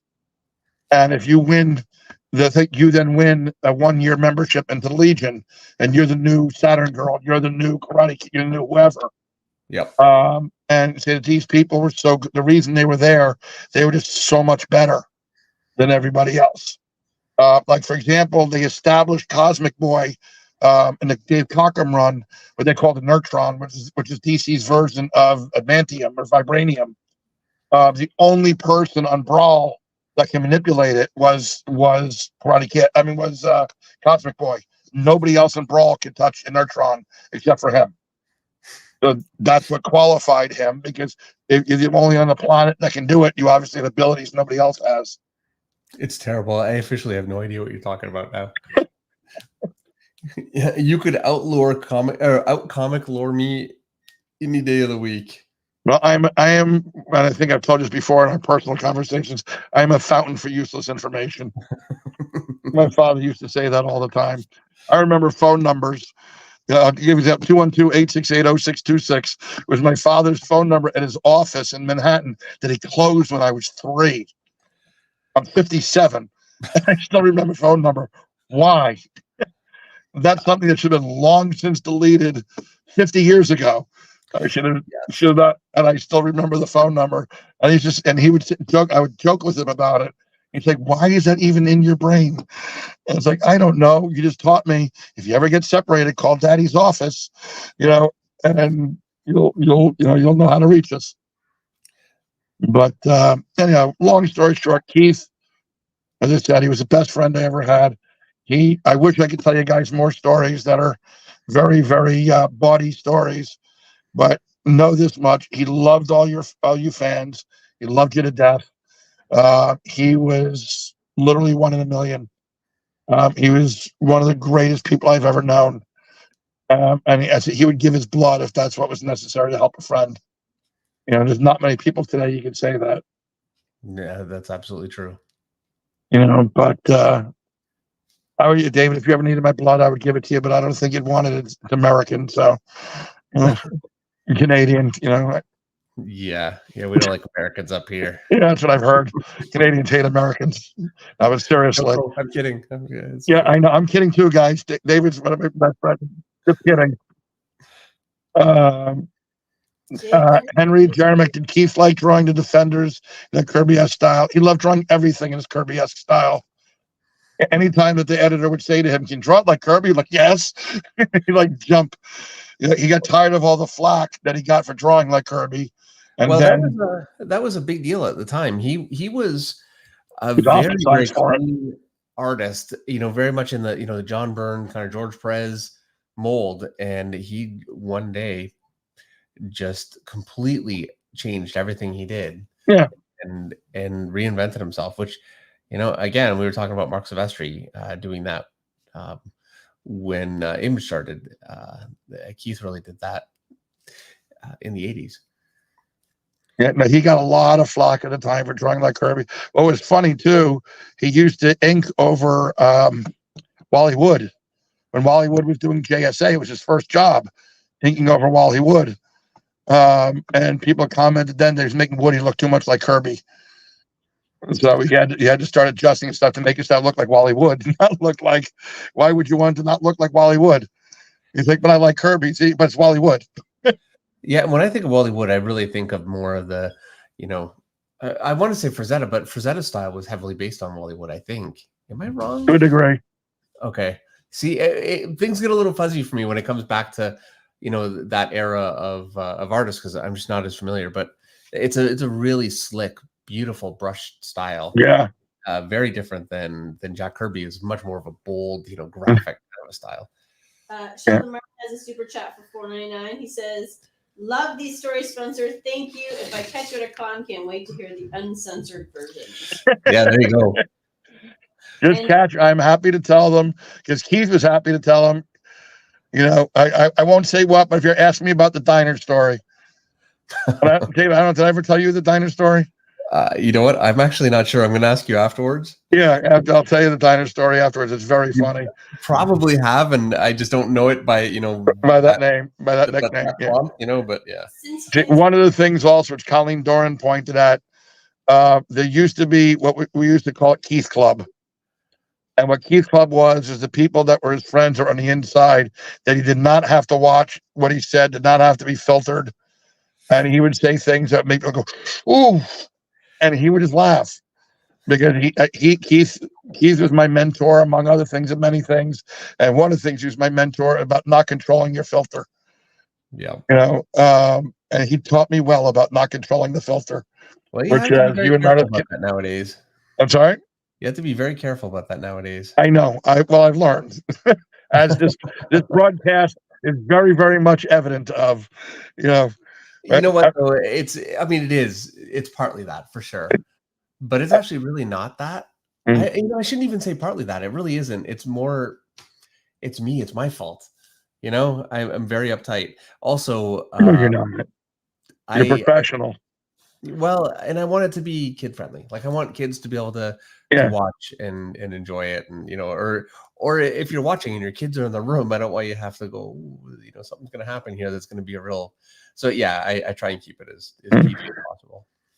Another super chat from Navy Sharks for $20. He says, "Good evening, all. Rocket is looking great, and since Kenny's not here, hit that like button and subscribe."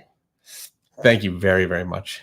That's very, very, very generous, Navy. And where is Kenny? Was he here last week? He's not here. You know who is here though? Henry Jeremick is here. And before we started, I saw in the chat he was talking about Lewis Hamilton shunting George Russell off the road. This is Formula One, which I saw, and I was look. You know what? He apologized. Yes, we're talking about that, and I'll make it fast. Oh no! It's 8:51. You got 9 minutes. Don't worry, I'm not slowing down. This will be fast. He managed to get himself all the way back up to the top 4. George Russell. It was awesome, and Hamilton apologized. I care.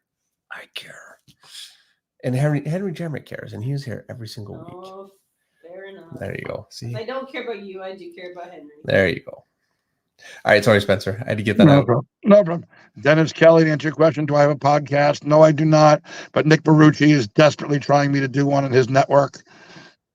So that may be coming down the line. He's been trying for about a year now. I said the problem is most of my stories are not safe. They're not safe for work. So it would get me into, and I also, a lot of them I would have to check with the people if it's okay for me to tell the stories, because I know lots and lots and lots of stories that are not necessarily public. I don't know if they're not public just because people haven't told them, or they're not public because the person doesn't want them known publicly. Oh yeah, well I know quite a few too, and yeah, that's just you know people long enough, and you go to conventions, enough people drink and whatever. I know some stories. Yeah. Oh, I know a story of a guy who went to a convention and he got really drunk afterwards and did a podcast, and he regrets it to this day doing the podcast. You don't do podcasts when you're drunk. No, it's a real mistake, and the problem is that it's out there. You can't pull it back. There's no redo on that, which is Hawkstar said, final question, his favorite thing to draw and least favorite thing to draw. I honestly don't know what his favorite thing to draw was because he did so much, but I can tell you what his least favorite thing to draw was Jack of Hearts. He created the visual on that character, and I'll correct the language. And he said, bear in mind, he created the costume. And he said the guy who created that costume is an effing A. I have had to draw Jack of Hearts. So I did Avengers Disassembled before New Avengers. It was a long time ago, but I drew him. We killed him within 2 pages. But you also didn't draw him in the original costume. No, I did. You had him in Disassembled. I thought he was in a new costume in Disassembled. Maybe I'm wrong. Whatever costume it was, it was a nightmare to do. And I remember even just the short time I drew him, I was like, because it's not just detail. It's a trading card. Everything has to be placed properly and sized properly. It's hard to do. It was tough. Tegmo Model Works has a super chat for $5. Love hearing these stories. Thank you for sharing. You now have 7 minutes. All right. I'm moving 6 fast. 6 minutes now. Meredith, I'm almost done. I am actually almost done. I'm going to get so I'm doing the fur around his face right now. My pen is not as sensitive as I really like it to be. I'm not even going to try and find a new one. It's not bad, but really, I'm just going to say what I'm doing is I'm doing a thick to thin. And it's just like this, which is my regular kind of rendering, but I can't just end up with a hard edge like that. So then I have to come out the other edge like Blending. this. And so it's blending it through. Now, if I had a ton of, and that's really clean. Like for fur, you want to clump a little bit. So here's a bit of a clump. And here's another one here. And maybe I can even put a little bit of a shadow in there. Just give it a little dimension. And I have to be really careful coming back this way because you can see I end up thick here. So it's not good to do that. And I do it sometimes, and every time I do it, I think, why did I just do that? And so, yeah, I'm clumping like that, and I need to make sure that these thick edges here, I can't just leave. I have to blend those back out. There are artists that have so much control, they can actually blend to a blend. So they can start thin, go fat, and then come back out into a blend. I can't do that. I'll never be able to.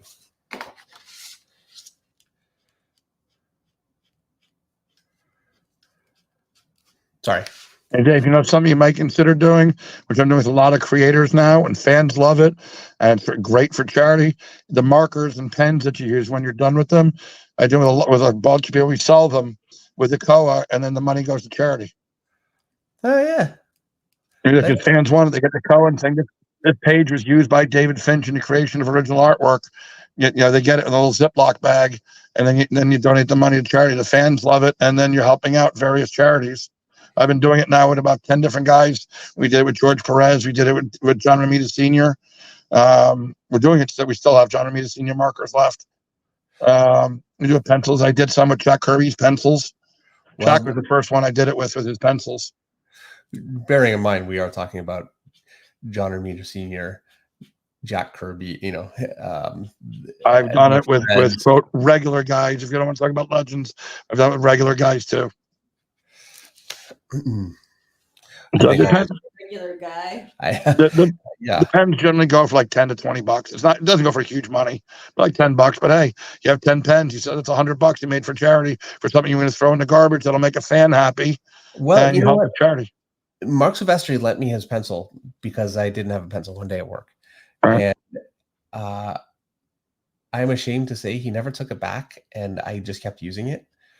And I had that pencil from 1995, all the way through. I was on Avengers, and I don't remember what issue or anything, but I was drawing. I was still using that pencil, and it exploded. So the spring broke, and it shot out the end, and that was the end of it. Oh, it was so sad. I should never have used it. I should have just framed it. But there you go. That's what a lot of people do. They would, especially with the Kirby pencils, they were framing them. Yeah. Yeah. Actually, one of your customers, Luke, is saying he would buy a David Finch pen. Sheldon Martin said that's a good idea. You got a couple of your people here already would be interested, Dave. You guys are nuts. But I would do it too. I have a long list of artists that I'd be thrilled to have that. So makes sense. You want a Romita pen? Okay, obviously, but we'll talk about that. I still have a whole bunch here. Still yet to go. Oh, okay. Actually, that's funny. If I get the most of, I don't know if you can see it on screen. Do you have an eraser like this, Dave? That's on a button where it goes out where you push it and pull it like this? Oh yeah, no, I'll never find it. Oh wait, hold. There you go. Same one. Do you have a thin one? Do you want some erasers for it? I got like 500 erasers. I actually, you have the exact same one. That's exactly the same one. If you want, I have like 500 erasers for them. Oh, well, that's great. I was like, who the hell am I going to give an eraser to? Do you remember who I got my light table from? Yep.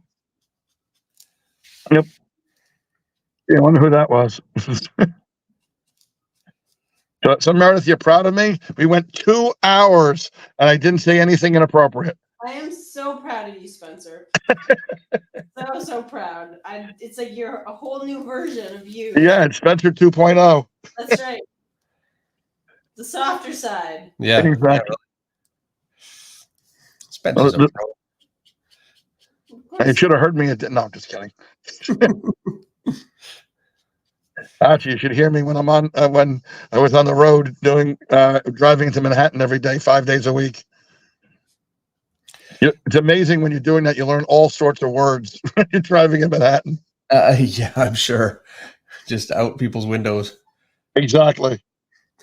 The air conditioning wasn't working in my hotel room in New York this weekend, and so I had the window open all weekend.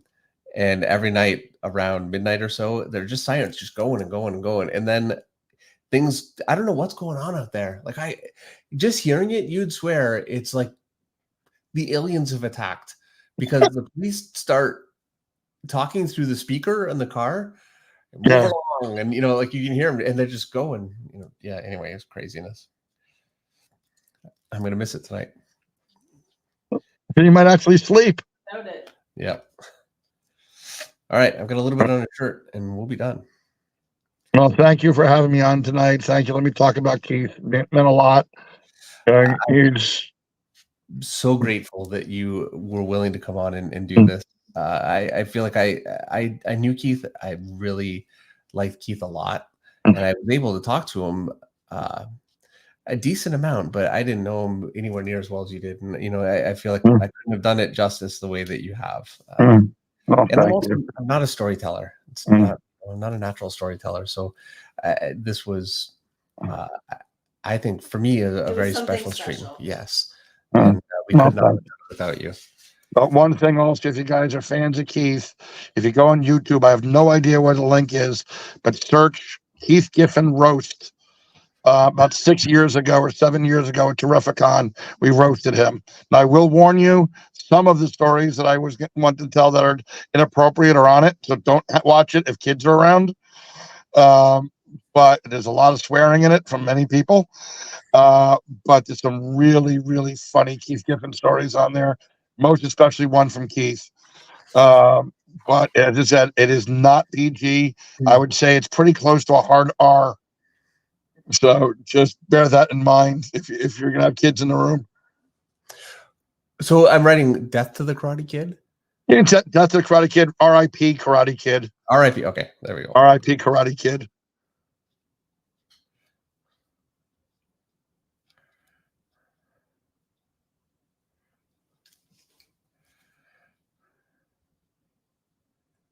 Want to make it look like it's kind of splattered on there. Right.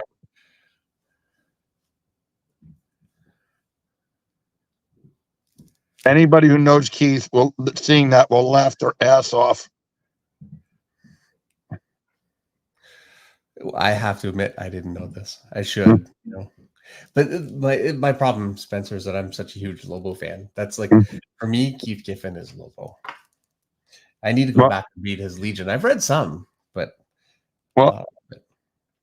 I'll tell you a Lobo story that is never saw publication, never will. And I can tell it. I don't have to say anything about the story, just that it was vulgar. They wrote Lobo's dog when Keith worked for Penthouse Comics. It was Lobo's dog looked like Lobo in the face. And it was Lobo's dog and a big eye, little eye, and it was one of the most vulgar things you've ever read. And they drew it, and Penthouse said, "We can't publish this." Penthouse magazine said, "We can't publish this." Wow. So does that tell you how bad it was? Yeah.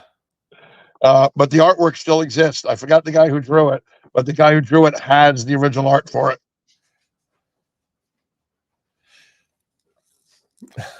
That's great. There you go. Like I said, any Keith Giffen fan will know that and will be laughing.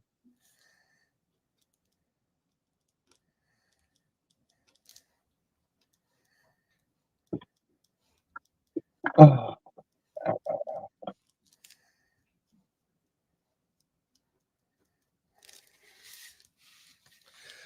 All right. Well, with that, I'm finished, and I'm only 4 minutes late, Meredith. I can't pronounce the name. I apologize. Can you please include a link to the charity pen and pencil site? Unfortunately, there isn't a link available. We just do it when I do live broadcasts.